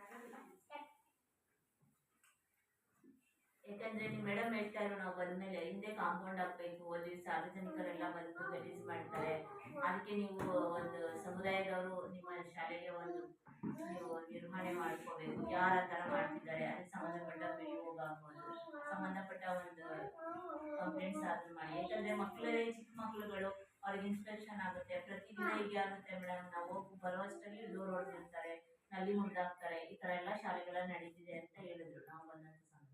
ಯಾಕಂದ್ರೆ ನೀವು ಇದೇ ಗ್ರಾಮಸ್ಥರಾದ್ರಿಂದ ಅದ್ರ ಬಗ್ಗೆ ಏನಾದ್ರು ನೀವು ಕ್ರಮವನ್ನ ತಗೊಳ್ಳಿ ಅನ್ನೋದು ನಮ್ಮ ಸರ್ಕಾರಿ ಶಾಲೆ ಯಾರೇ ಮೂರು ಮುಗಾಕ್ತಾರೆ ಮೇಲೆ ಬಿಡುತ್ತೆ, ಬೇರೆ ಯಾವ ತಗೊಂಡು ಬಿಡೋಲ್ಲ. ಅಂದ್ರೆ ಅವ್ರಿಗೂ ಗೊತ್ತಿಲ್ಲ, ಅವ್ರು ನೋಡ್ಕೊಂತಾರೆ ಪಾಪ ಎದುರುಗಡೆ ಎಲ್ಲ ಇದ್ದಾರೆ, ಕಾಂಪೌಂಡ್ ಹಾಕಿದ್ರು ಬರ್ತಾರೆ. ಅಂದ್ರೆ ಇವಾಗ ಯಾವ ಟೈಮಲ್ಲಿ ಬರ್ತಾರೆ ಅಂತ ಅವ್ರು ಹೇಳಕ್ಕಾಗಲ್ಲ, ಯಾವ ಟೈಮಲ್ಲಿ ಬರ್ತಾರೆ, ಯಾವ ಟೈಮಲ್ಲಿ ಹೇಳಕ್ಕಾಗಲ್ಲ. ಅವ್ರು ಕಂಡ ಒಂದ್ಸರಿ ಹೆಚ್ಚಿಗೆ ಕೊಡಿ. ಮಾಮೂಲಿ ಪೀಠಕ್ಕೆ ಬರ್ತಾರಲ್ಲ ಇವರು ಕಂಪ್ನಿ ಕೋರ್ಸ್ನವರು, ಆ ಟೈಮಲ್ಲಿ ಒಂದು ಸ್ವಲ್ಪ ಇಲ್ಲಿ ಹುಡುಗರು ಯಾವ ಟೈಮ್ ಬರ್ತಾರೆ ಒಂದು ಟೈಮಿಂಗ್ಸ್ ಅಲ್ಲಿ ಏನಿದೆ ಆ ಟೈಮ್ಸ್ ಒಂದು ಸ್ವಲ್ಪ ಬನ್ನಿ ಅಂದ್ರೆ ಒಂದು 2 ದಿನ ಅಂದ್ರೆ ಬದಲಿಸ್ಕೊಡ್ತಾರೆ. ನಮ್ಮ ಶಾಲೆಯಲ್ಲಿ ಅದೇ ಆಗ್ತಾ ಇದೆ. ನಾನು ಹೋಗೋ ತನಕ ಸುಮಾರು ಕೂಡ ಆಗ್ತಾ ಇತ್ತು. ಅಲ್ಲಿ ಸ್ಪೀಡ್ ಕಾರ್ಡ್ ಡ್ರಿಂಕ್ಸ್ ಮಾಡೋದ ಲೇಬರ್ಗಳ ಎಲ್ಲ ಬಿದ್ದಿರ್ತಿಲ್ಲ, ಕಾಂಪೌಂಡ್ ಹತ್ತಿ ಕಾರ್ಡ್ ಬರ್ತಾ ಇದೆ. ಈಗ ನಾನು ಅಲ್ಲಿ ಹೋದ್ಮೇಲೆ ಒಂದಷ್ಟು ಬೀಟ್ ಬರುತ್ತೆ ಮಾಡೋದ್ಮೇಲೆ ಈಗ ಆ ಥರದ್ದು ಅನಾಹುತಗಳಿಲ್ಲ. ನಾನು ಪ್ರತಿ ಒಂದು 6 ಕೆಲಸ ಮುಂದೆ ನಲ್ಲಿ ಆಗ್ತಾ ಇರ್ತೀನಿ. ಅದೇ ಈ ಶಾಲೆನಲ್ಲೂ ಮೇಡಮ್ ಒಬ್ಬರೇ ಇರೋದ್ರಿಂದ ಇಲ್ಲೂ ನೋಡ್ಕೋಬೇಕು ಅಲ್ಲೂ ನೋಡ್ಕೋಬೇಕು, ಅದೇ ಒಂದ್ ಸ್ವಲ್ಪ ಸಮುದಾಯದವ್ರು ಅವ್ರಿಗೆ ಸಪೋರ್ಟ್ ಮಾಡಿ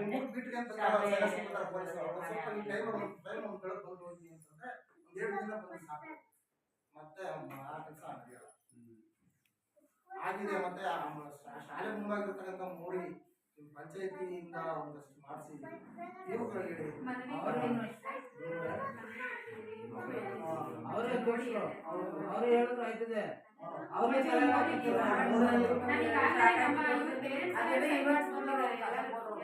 ಇನ್ನೊಂದು ಏನಂತಂದ್ರೆ ಈಗ ಬೇಸಿಗೆ ತುಂಬಾ ಬಿಸಿಲಲ್ಲಿ ಇರ್ತದೆ, ಅಲ್ಲಿ ನೀರು ನಿಂತರೆ ಸೊಳ್ಳೆಗಳೇನಾಗ್ತದೆ, ಈ ಮಲೇರಿಯಾ ಈ ತರ ಅನೇಕ ಕಾಯಿಲೆಗಳು ಇದಾಗುತ್ತೆ.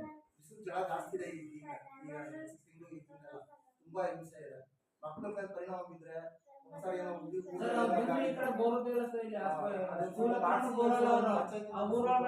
ಬೋರಿಸ್ತಾರೆ ಅಷ್ಟೇ.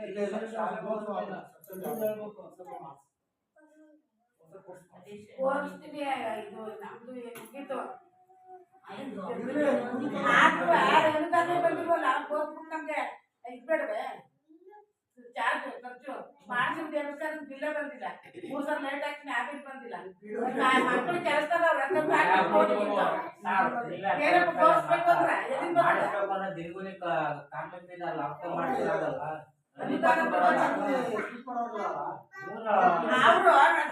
15ರಿಂದ ಇವತ್ತು ಬಂದು ಈಗ ಬೆಂಗಳೂರು ಇರೋರು ಬೆಂಗಳೂರು ಹಬ್ಬ ಅಂದ್ಬಿಟ್ಟು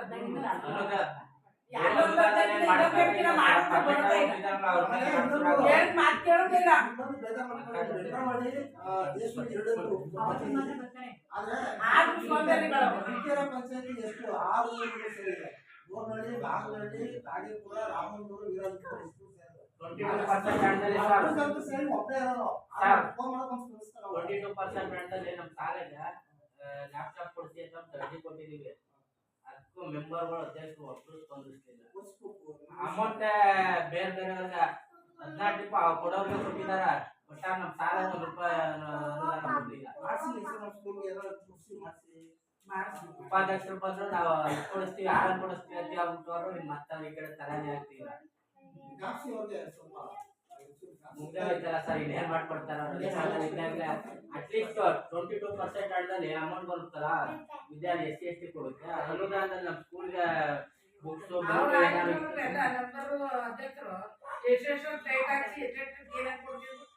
ನಾವು ಕೊಡ್ತಿದ್ದೀವಿ. ನಾನ್ ಕೊಡ್ತೀವಿ ಈಗ ಏನ್ ಈಗ ಕೊಡಗು ಕೊಡೋದು ಬೇಡ ಈಗ ನಮ್ಮ ಅಕ್ಕಿ ಬಾಕು ಕೊಟ್ಟಿಲ್ಲ ಅಂತ ಹೇಳ್ತಾರೆ. ಈಗ ಏನು ಬೇಡ ಸರ್ಕಾರಿ ಅನುದಾನ ಬಂದಿಲ್ಲ 22% ಬೇಡ ಅಂತೀವಿ. ಇವತ್ತು ಬಂದಾಳ ಹೇಳಿದ್ದೆ ಸಾವಿತ್ರಮ್ಮವ್ರೆ, ಒಂದ್ ನಾಲ್ಕು ನಮ್ಮ ವರ್ಷ ಅಕ್ಕ ಬಂದ್ರ 20% ಅದ ಕೊಡ್ಬೇಕು ಮಕ್ಕಳಿಗೆ.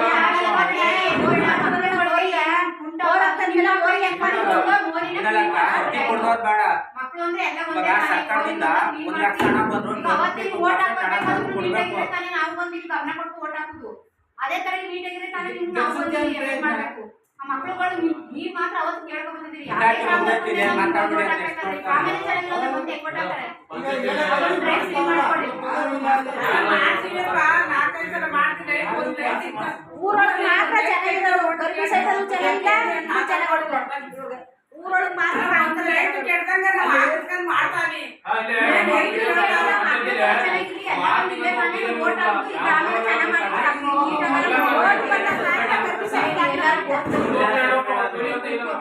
ಈಗ ಈಗ ಬಂದಿದ್ದಿಲ್ಲ ಸ್ವಲ್ಪ ಕರೆಕ್ಟ್ ಮಾಡ್ತಾನಂದ್ರೆ ಅವ್ನ ಭಾಗದಿಲ್ಲ ಈಗ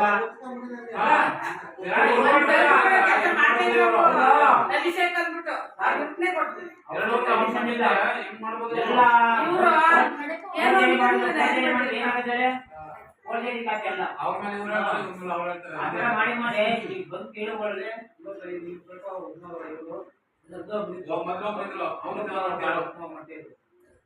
ಯಾವಾಗ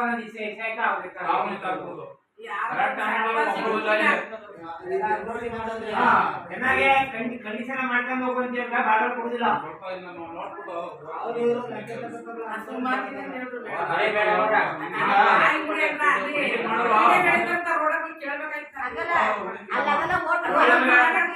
ಅಷ್ಟೇ ಹೊರತು ಇಲ್ಲಿ ಮಾತ್ರ ಮೋರಿ ಕ್ಲೀನ್ ಮಾಡುದಿಲ್ಲ ಅವರು.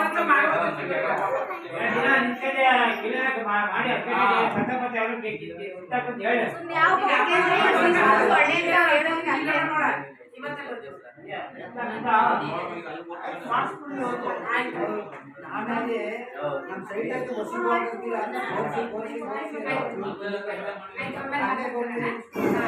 ಇವತ್ತು ಪೋಷಕರ ಸಭೆಗೆ ಆಗಮಿಸಿ ನಮ್ಮ ಈ ಒಂದು ಸಾಮಾಜಿಕ ಪರಿಶೋಧನಾ ತಂಡದಿಂದ ನಮ್ಮ ಈ 4 ದಿನಗಳ ಕಾಲ ಬಂದು ಇಲ್ಲಿ ಸಮಗ್ರವಾಗಿ ವರದಿಯನ್ನು ಮಾಡಿ ಹಾಗೂ ನಿಮಗೆಲ್ಲ ನಿಮಗೆಲ್ಲ ಮಾರ್ಗದರ್ಶನ ನೀಡಿದಂತಹ ಶ್ರೀಮತಿ ರೂಪಾ ಮೇಡಮ್ ಅವರಿಗೆ ಹಾಗೂ ಅವರ ತಂಡಕ್ಕೆ ನಾನು ಎಲ್ಲರ ಪರವಾಗಿ ವಂದನೆಗಳನ್ನು ಸಲ್ಲಿಸುತ್ತೇನೆ. ಈ ಒಂದು ಸಭೆಗೆ ನಮ್ಮ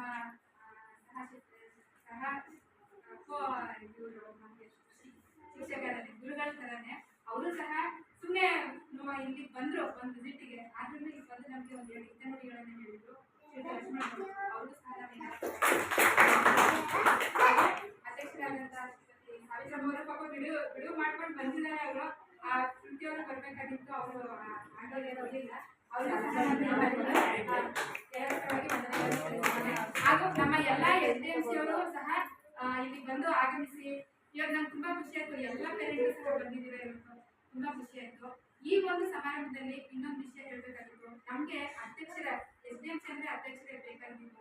ಅವ್ರಿಗೆ ಪಾಪ ನಾನು ಈ ಅಡಿಟ್ ಇದೆ ಅಂತ ಹೇಳಿದ್ದು 7ನೇ ತಾರೀಕು ನನಗೆ ವಿಷಯ ಗೊತ್ತಾಯ್ತು.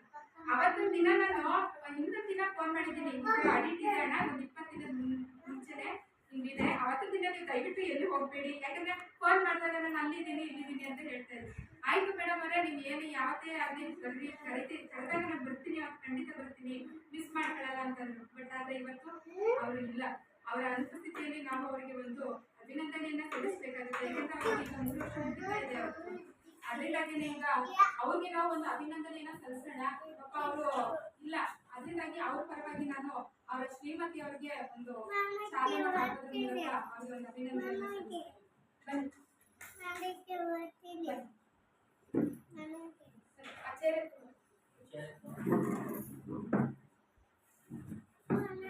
ನೀವೇ ಬಂದ್ಬಿಡಿ.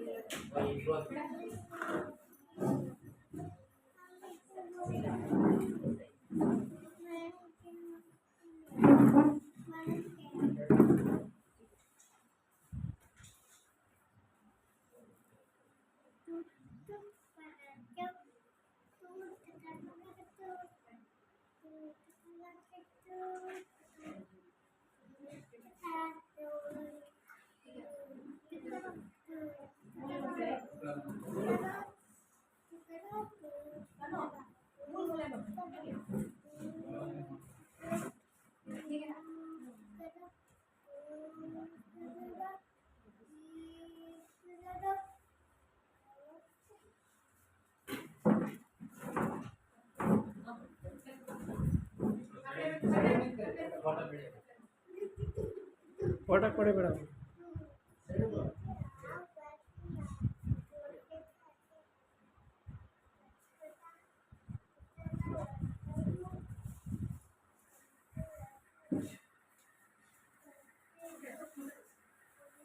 ಮಕ್ಕಳ ನೀವು ಬಂದ್ಬಿಡ್ತೀರ ಸೈಡಲ್ಲಿ. ಸೈಡಲ್ಲಿ ನಿಂತ್ಕೊಳ್ಳಿ. ಸೈಡ್ ಆಗ ಸೈಡ್ ನಿಂತ್ಕೊಳ್ಳಿ. ಕಾಣಿಸ್ತಿಲ್ಲ. ಈ ಕಡೆ ಈ ಕಡೆ ನೋಡೋ ಮಗ. ಮಕ್ಕಳ ಆ ಕಡೆ ನೋಡಿ. ಇಲ್ಲ ನೋಡ್ರಿ. ನೋಡಿ ಆ ಕಡೆ.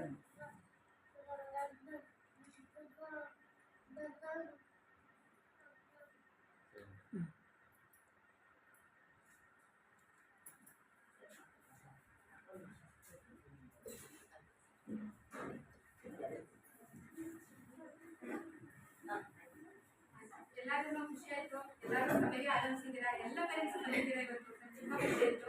ಮತ್ತೆ ಇನ್ನೊಂದು ವಿಚಾರ ತಿಳಿಸ್ಬೇಕಾಗಿತ್ತು. ಹೊಸದಾಗಿ ನಾವು ಈಗ ಅವರು ಪರಿಸ್ಥಿತಿ ಇರೋದ್ರಿಂದಾಗಿದೆ ಒಂದು ಹೊಸದಾಗಿ SDMC ರಚನೆ ಮಾಡಬೇಕು. 3 ವರ್ಷದ ಕಾಲಾವಧಿಗೆ ಇರುವಂತಹ ಮಕ್ಕಳನ್ನ ಆಯ್ಕೆ ಮಾಡ್ಕೋಬೇಕು ಅಂತ ಇಲಾಖೆಯಿಂದ ಆದೇಶ ಬಂದಿದೆ. ಅದರಿಂದಾಗಿ ನಾವು ಗುರುವಾರ ಮಧ್ಯಾಹ್ನ 1 ಗಂಟೆಗೆ ಇದೇ ರೀತಿ ಒಂದ್ಸಲ ಸೇರಿದ್ರೆ ನಮ್ಮ ಇಲಾಖೆಯಿಂದ CRC ಸರ್ ಬರ್ತಾರೆ, ಶಂಕರನಾಥ್ ಸರ್ ಬರ್ತಾರೆ. ಅವ್ರ ಸಮ್ಮುಖದಲ್ಲಿ ತೀರ್ಮಾನ ಮಾಡ್ಕೊಂಡು ಹೊಸದಾಗಿ ಕಮಿಟಿನ ಅವತ್ತೊಂದಿನ ಈ ಕಡೆ ಗುರುವಾರ ಸಂಜೆ ಮೇಲೆ ಒಂದು ಅರ್ಧ ಗಂಟೆ ಇಷ್ಟೊತ್ತಾಗಲ್ಲ. ಆಯ್ತು